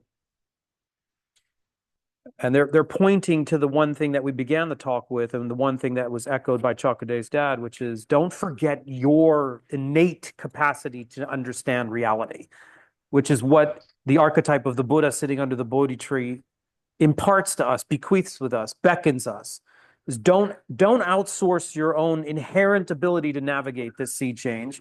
You are built for this. You're not the first one. Prior civilizations went through just these things. It's an endless cycle, which means it has never had a beginning, which means other people have lived through these cycles and lived in a way to metaphorically tell us about it in their brickwork and their stonework and their tablets, in their tales, in their folklore, in their legend, in their myth, in their astrology, in their cosmology, in their science. So when Tjok Gde's father is saying, study well, he's doing two things. He's saying, look at the body of knowledge that's being gifted to us, but also trust yourself that you have what it takes. It's so empowering. So about fear and about departure, what did Joseph Campbell say about this phase? He's saying that there is another archetype here, which is familiarity and confinement, sovereignty and unknowing. This is an archetype that I want you to think about because it has occupied nearly every conversation that I've had with people who think deeply about these things. If you've come at a crossroad, this archetype may present itself in one of many different forms, but it is essentially this choice point. You are being asked to hold on for dear life to a sense of security, but with that sense of security is a kind of confinement. It is limiting. It's an invisible cage. One example of this is people that work corporate and they need that paycheck and they need those health benefits, but they live in a cubicle, both metaphorically and in their soul. It's so bound, and it's in a way you make this trade for your soul to have the security. What's on the other side of the equation is you have to face or brave an unknown, but you reclaim your sovereignty. In other words, you have independence, you have vitality, you have the opportunity to revitalize yourself, but you must brave the unknown. And this is one of the classic archetypes of this early phase in what's called the monomyth, the singular myth, the universal myth, the journey of every hero, heroine, is that they have to leave the known world. And actually, it wouldn't be a hero if it didn't have any risk-reward ratio. It wasn't high in its quotient of risk. Anybody can do it if they have guarantees. You're not heroic if there's a guarantee you're going to make it. There's nothing heroic about it. This shows up in people that I talk to that say, well, I want that job lined up, then I'll leave the other one. Yeah. Or I have a mistress or a lover, maybe that will be a good second option. There is part of us that wants to hold on to the familiar, to have that security, but that feels lifeless. And we're only willing to step into the new world when, it's fully formed. It just can't happen that way. It doesn't happen that way. you will make this trade or this deal with the devil inside of yourself. And what a hero will do, what a heroine will do, is it will go for the departure. It will leave. I mean, if I have someone who's being abused, for example, there are very deep, deep programs in abuse, people who are abused in their relationships that instinctually feel that if I just outperform and give what is needed, this person will change. And what's really deep and what's unseen in the shadow is that they can't imagine letting go of the contract.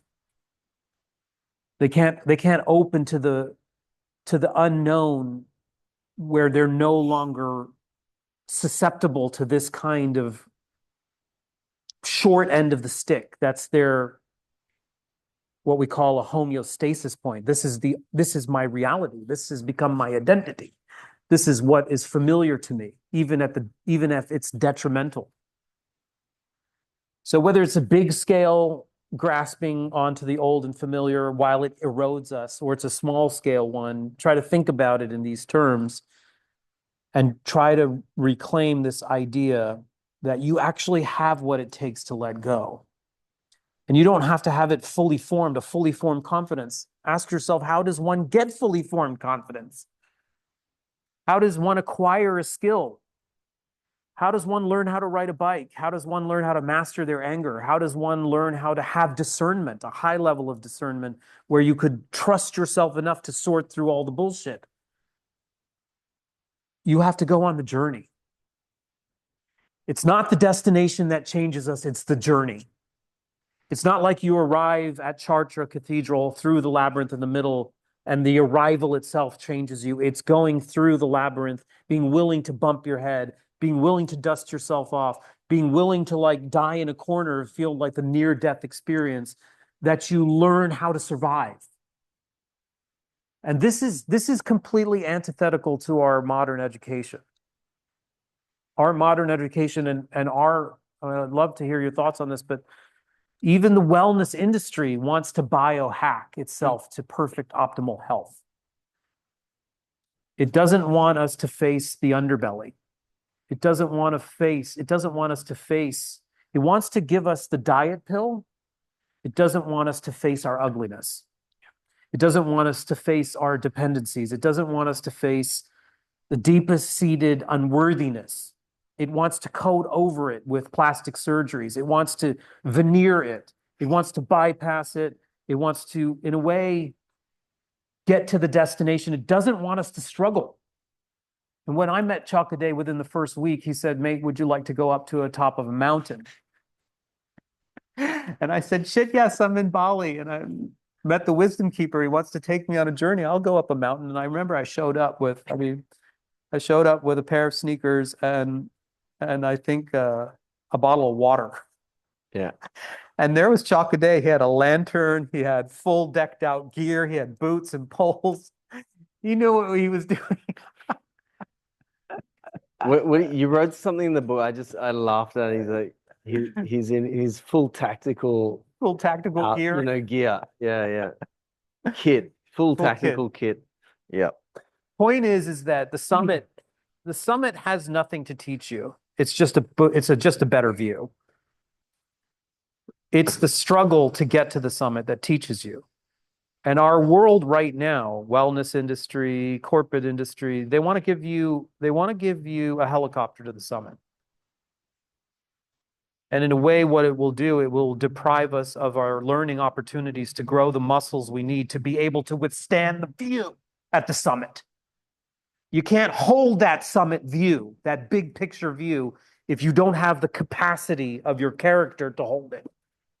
And the only way to have the character to hold that big picture view is to allow yourself to go on that journey where you fail. And you go like Odysseus, 10 long years. That makes you, informs you for the kind of person that can be heroic. And so really there's just one question with the departure, is will you answer the call to adventure? And it's so cleanly put. Will you face the unknown in yourself and in the unknown future? Will you go forward? Will you let go of something? Will you let go of familiarity? Will you let go of comfort? Will you let go of who you think you are? Will you let go of all the support structures? Will you let go of the helicopter ride? Will you let go of the sugar pill and face what's inside of you, that is where the opportunity is to grow? So I'm just putting it clear, like you jump in anytime. I just want to say each one of these phases poses a different question, and it assumes that some of this work, it's like a new horizon. It's like ascending Mount Everest. You go to base camp first. Like, are you even at base camp? How many of you people that know people that are not even at base camp? They're not even asking these questions. They're just transfixed with the latest, what did you call it, American Idol? Yeah, the latest idol. Transfixed, with the stock market, the Bitcoin, whatever it is. Not even asking this deeper question about the soul. Why is my soul restless? What's inside of me? Why does it hurt so much? Why is it so anxiety provoking? What's happening to us? I don't think you can escape those hard questions. They are the very substance and nature of this initial part of the quest. And when I think of the departure, I think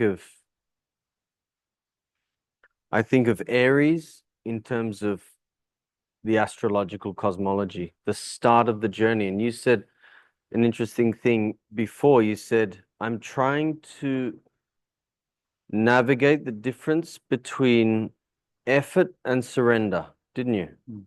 Yeah. That's exactly what it is.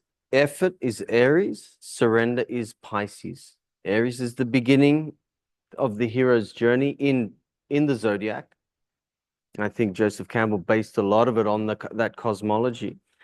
And you go through all of these, well, for me it's 13. And I'll wrap up on that a bit later, but you fight, you struggle, you find love, you get heartbroken, you do really well, you fail, you get a great job, you get fired, boom, boom, boom. And then by the end of it, you get to Pisces and you realize everything was perfect just as it was. And you wouldn't have done it any better. And the age we live in now was predicted that it doesn't matter which prophecy. I was going to ask my father to start talking about Ramalan Joyo Boyo, but I was like, actually, no, we will run out of time because he won't stop talking about it. Is he joining us for dinner? No, he looks like he's on his way to a ceremony. But we can talk about that further. We have prophecy here. There's the Padmasambhava prophecy. There's the prophecies of Kali Yuga. There's Nostradamus. There's Baba. What's the name? No, it's not Baba Yaga. That's Baba. This one in Hungary, I think. Anyway, basically we are, I quote a lot the work of Rudolf Steiner, and he predicted all of this in many ways. I mean, he said we will be carrying, this is 100 years ago, a phone, we'll be carrying part of our soul in our pocket. That's your iPhone, your smartphone, right? And he said the biggest challenge, and I see it every day, I see it all around me, I see it in myself. Our biggest lesson is willpower, actually, now. It's not necessarily going off into the mountains and meditating in a cave. That's actually easy. It's will. It's how, there is the will, there is feeling, there is thinking, the body, the soul, and spirit. And he was asked a question in fleeting at the end, very close to the end of his life. And they said, one of his students said, what is the biggest challenge to humanity spiritually at this time? Do you know what he answered? And he said, no one ever asked him that, but people are like, why didn't he talk about this? And he's like, he would only talk about things if people asked him. He said it's nutrition. Nutrition. Yeah, interesting. I mean, you might think, oh, it's because we're all like, we're all distracted by our phones, technology, TV, whatever. No, it's nutrition. So actually going forward, and I see this, in a material way in my patients, clients. We're in an age of transition now. And everything, there's three forces working here at the moment. I'm speaking English. So I'll call one of them Satan. I'll call the other one Lucifer. And I'll call the third one, the middle, I'll call it Christ. You could also call this Buddha, Krishna, Parvat, like anything you want, but whatever represents the true human to you. Zarathustra, it doesn't matter which tradition you come from, which is you. This is yourself. They didn't have a religion, these avatars. They represented the potential of humanity at that time. And I think, one thing that I try every day is to realize how much my willpower has been eroded and how much I will take that, because without that willpower, we can't go on the journey. Yeah, that's strength. And that is the connection to the true self. If you were asked, what are we doing here? We're talking about all sorts of stuff. It's how do I come closer to my true self? And I actually asked a holy man this the other day. I had a very special opportunity to meet a very interesting man. You won't see his face up. He's not like me, putting up a nice flyer, come and listen to me. No, I'm just a messenger. Yeah, I'm far from anything on any level when it comes to that. I said, how do I see my true self? How do I come closer to my true self? And he said, you sit down, you calm your breathing, you calm your mind, you calm your body, and you wait. And one day, something will appear in front of you that looks like an outline, and it will look like you when you were younger. And I was like, oh, cool. How much younger?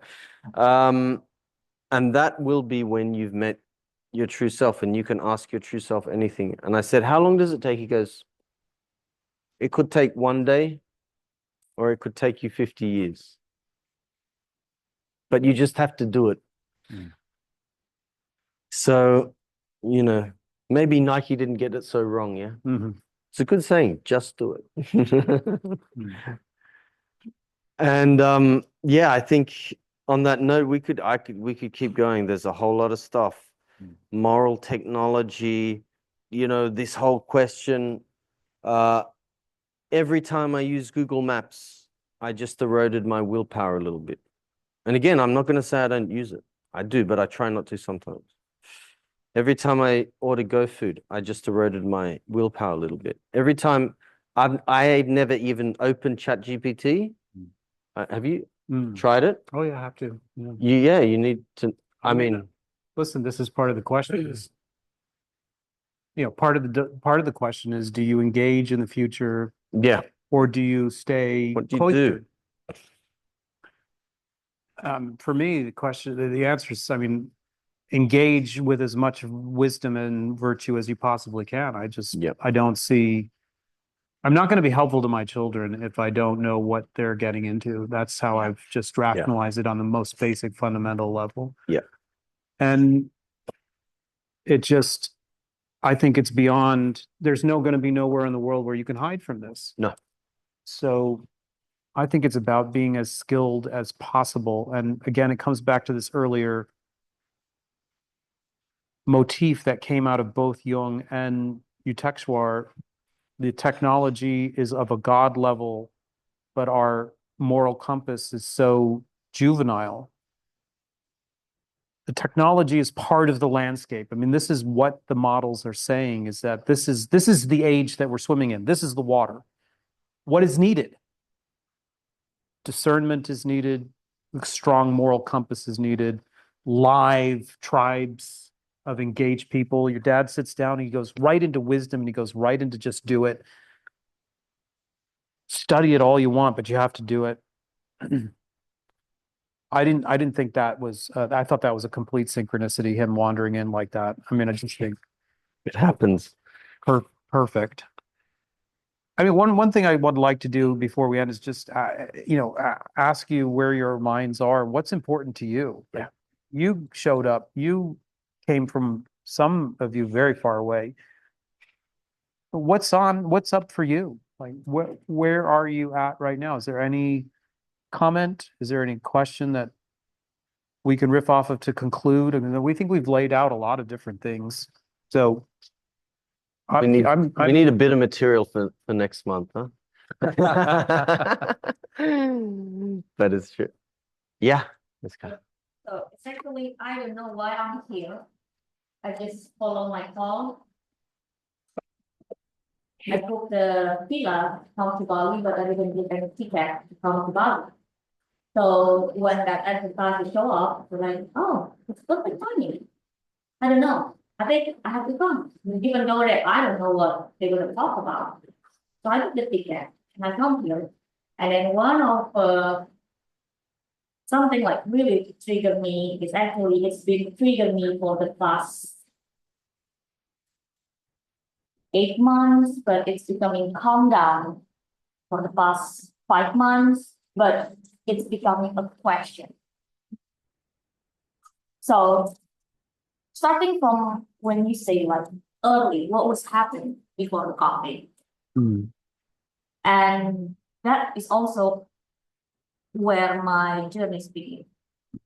So early 2020, that is something that Online, okay. me. It's about people with powers and people with no power. Yeah.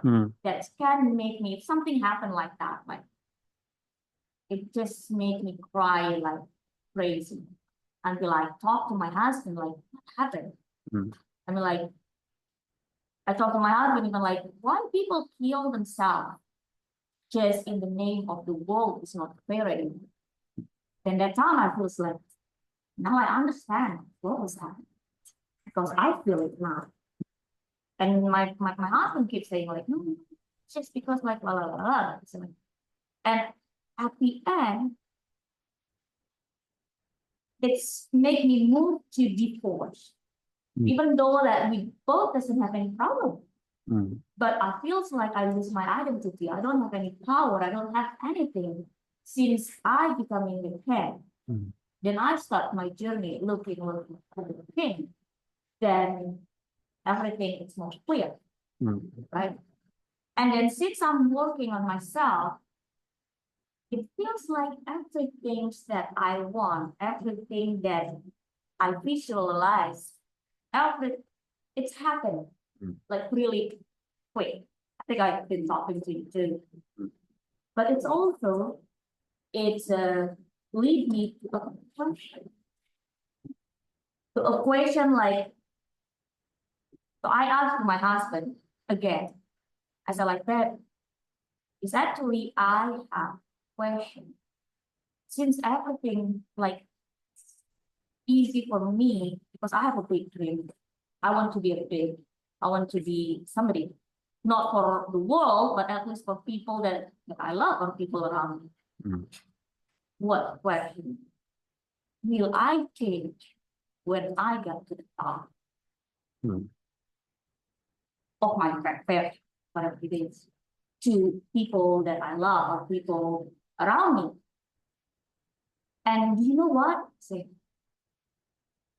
last time when I climb the mountain and I camp also over there, it feels like the nature talked to me. The wind, because that night it was like really, really, it's not really big, but it's quite big storm, like wind storm. The sands talk to me, the winds talk to me, the tree talk to me. Even it's like give me a question. Like what is the question. Like, I have a question, but the nature asked that to me, like, are you ready to be there? And the next morning, they give me the answer. Mm. I talked to my husband, but the world, it seems like it's like this. How am I different? I'm like, how am I becoming like these people with lots of power, but there is no heart? Mm. So I mean, like, I'm not thinking like a big like him, like the world, AI, whatever. But I have a small world, like exactly happen like that. Yeah. So Yeah. maybe that's why I'm coming here. Mm. Thank you. Mm. Yeah, it's interesting.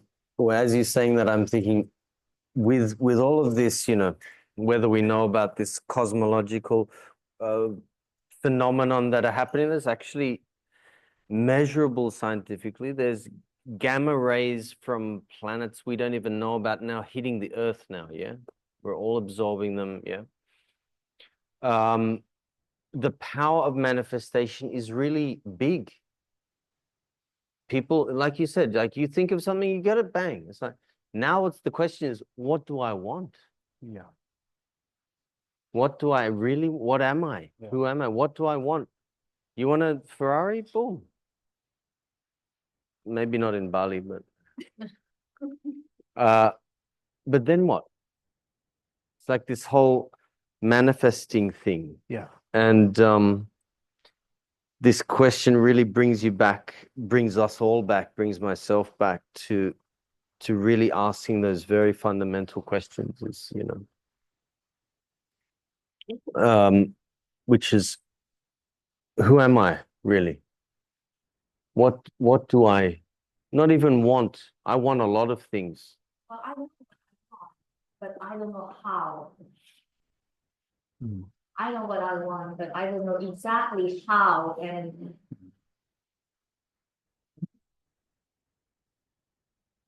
I want a better world You want a better world? for people. Yeah. Like Mahatma Gandhi said, be the change you want to see in the world. It's not about the money, right? No. But people get sick, including me.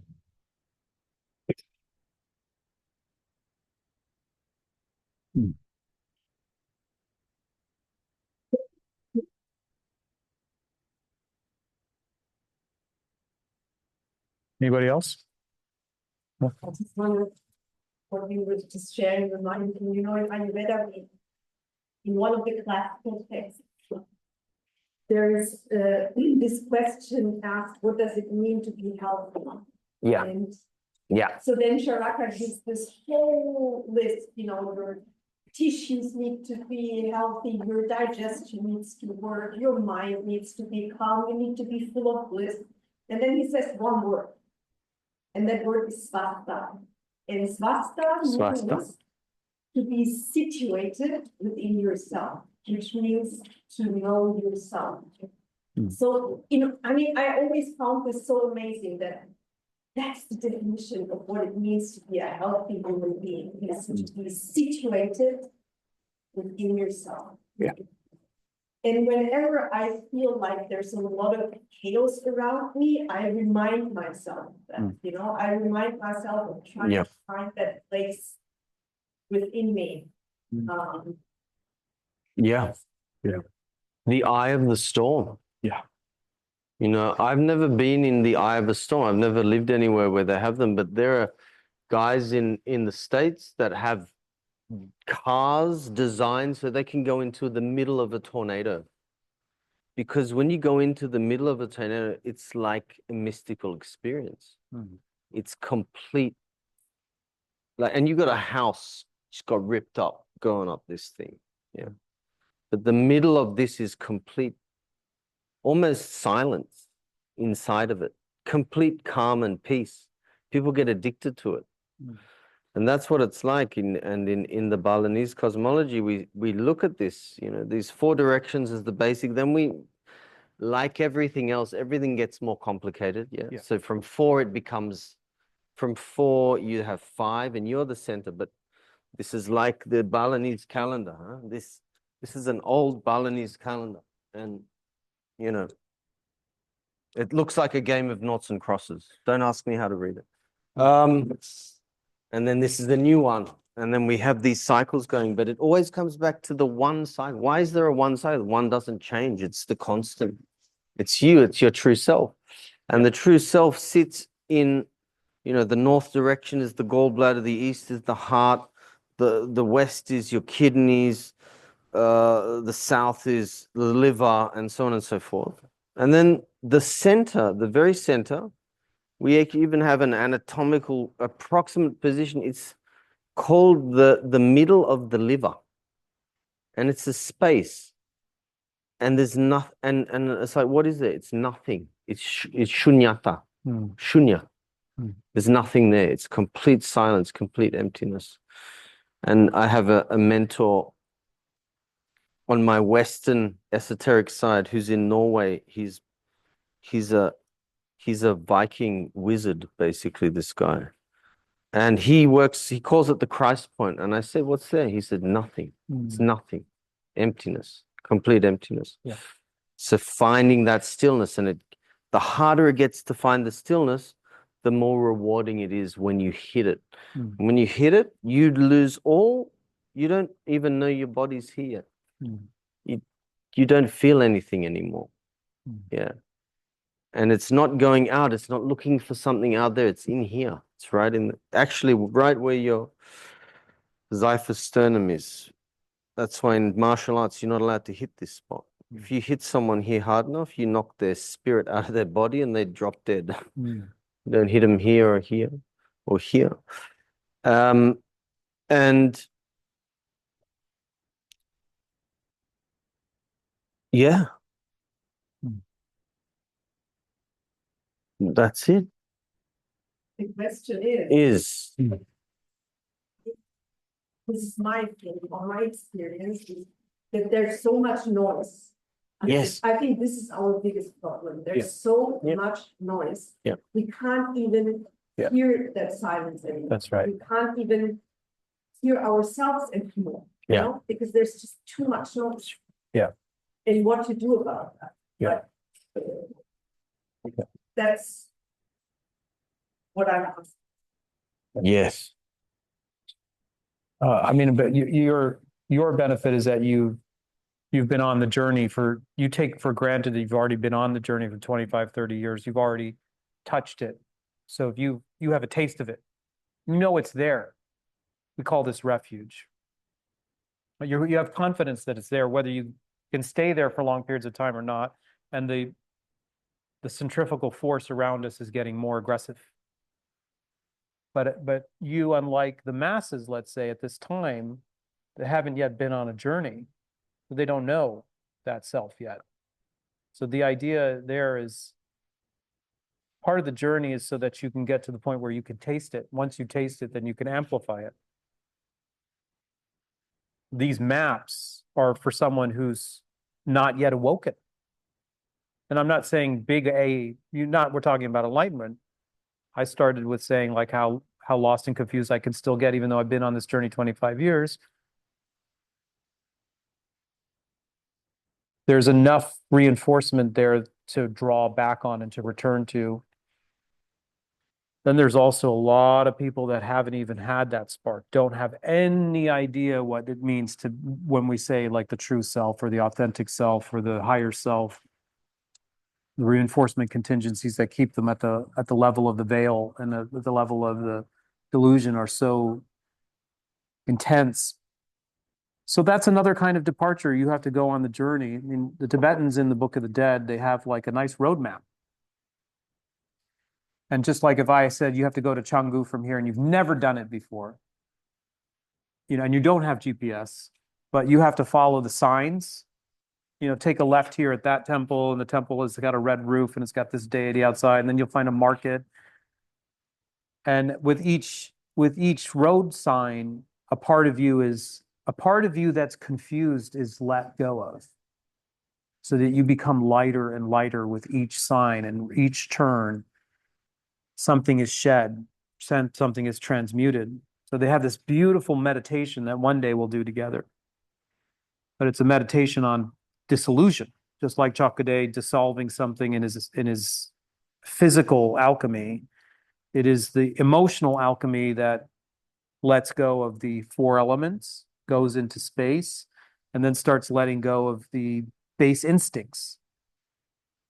And with each letting go, there is the arising of a sign. So these are the milestones that you orient yourself towards. You have a lot of faith.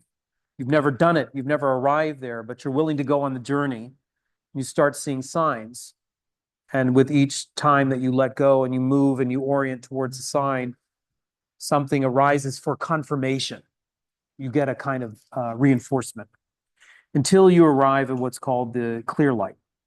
So we won't go through all of the 8 disillusions, but where you end up is, we're all pointing to the same thing. Once you have a taste of the real you, it doesn't have an identity, it doesn't have a body, it doesn't have a history, but then it contains all of this other information.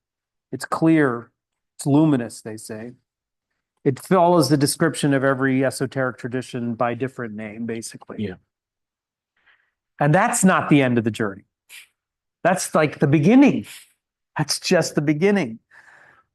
So no longer are you confused, but you can't stay there. So this emptiness in the center of the liver that Tjok Gde is talking about is a beautiful description of the emptiness that the Buddhists are talking about. The center point is beyond description, it's beyond name, it's beyond form. But it's not a nothing either. You can't say because nothing is nothing. So what it is actually, it can be everything. Mm-hmm. That's the beauty of it. So it's a knowingness that can be everything, that can have the ability to come back on the reverse journey and start to pull the elements that comprise the body. It can reform and reconstitute the energies that were shed. All the things that we left behind in our confusion, we regather with more wisdom. And ultimately, this is where they say that the samsara and nirvana are the same. The confusion and the brilliance or the knowing are the same, or they're made of the same substance. They're just better known. All I'm saying here is there's hope. There's hope for those that haven't a clue what I'm talking about. It's about starting the journey.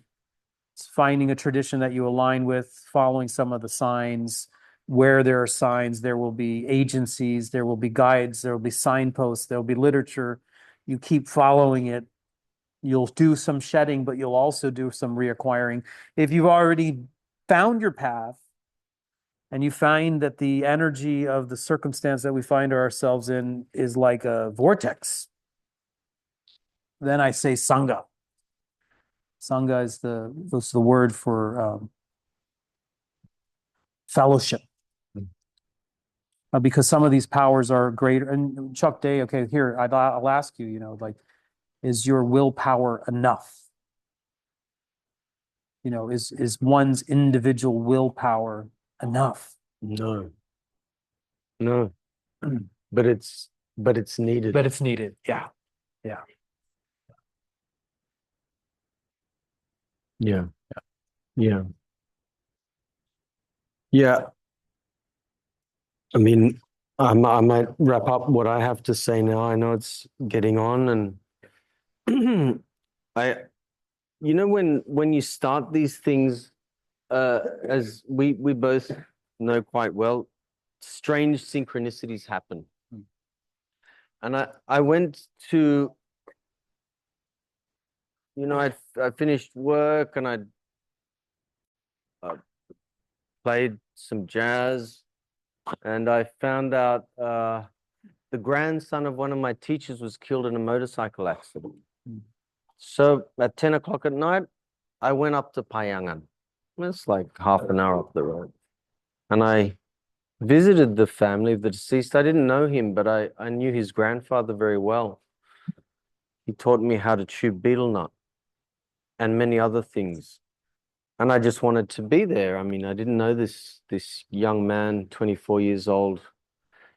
And I seemed to find myself in this situation of, meeting these situations where we need to really sit down and question, what does life really mean?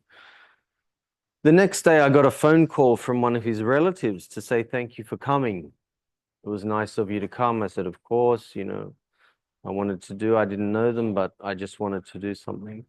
And he's from a priest lineage, and he said he's like a wizard, actually. He's got a beard. He's plaited like a Viking kind of thing, really out there guy. He said, I need to tell you something. He said, in Bali, we have a lot of offerings, yeah, and they're very complex.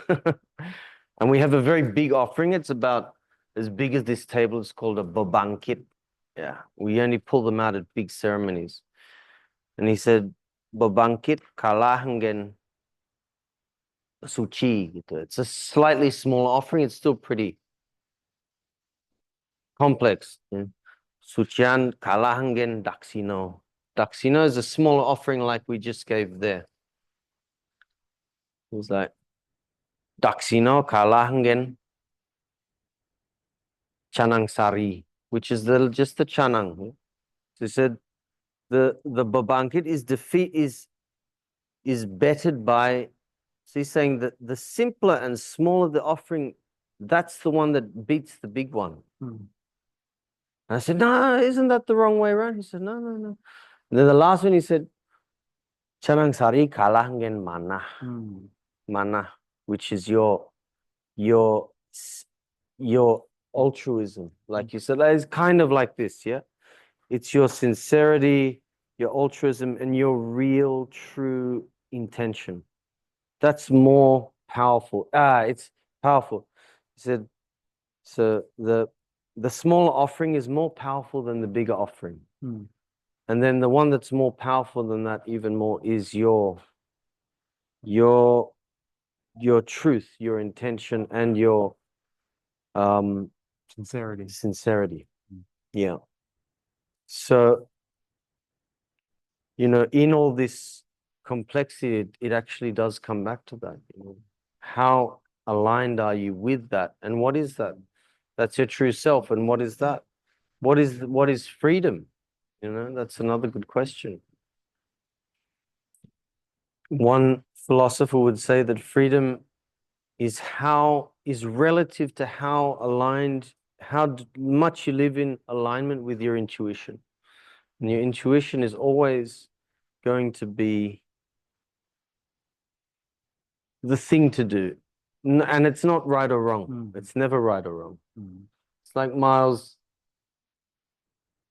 selling your house and moving here, and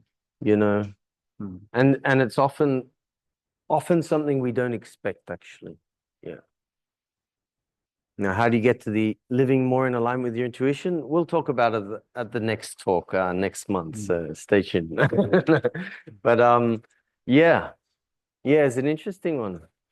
In Bali, even us in Bali, we're living this old cosmos. We get sometimes lost in that. More offerings, more. We can go.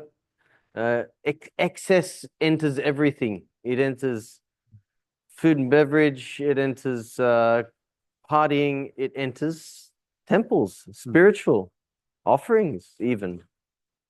But then coming back to what is the essence of it? Yeah, and even people on the spiritual path forget that sometimes, and we want more and more and more and more. We want more levels of complexity. Yeah, but coming back to that center, and yeah, I think for me that's enough for tonight. Good. Thank you. Thank you. Yeah, and thank all of you. Thank you, everyone online.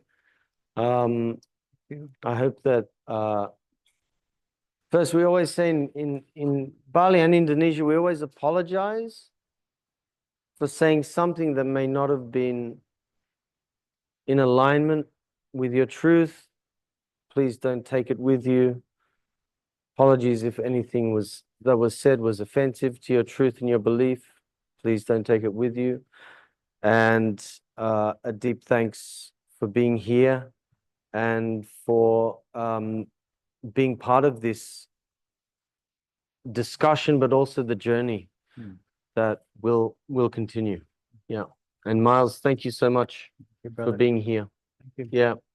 And always, yeah, given us a lot to think about. And thank you, Ibah, Bungati, dan tim. Thank you, Tirta Usada, Awesome. Dia, Wayan, Gentong, for taking this night out to be with us and to facilitate all of the technical stuff that happens behind the scenes. Yeah.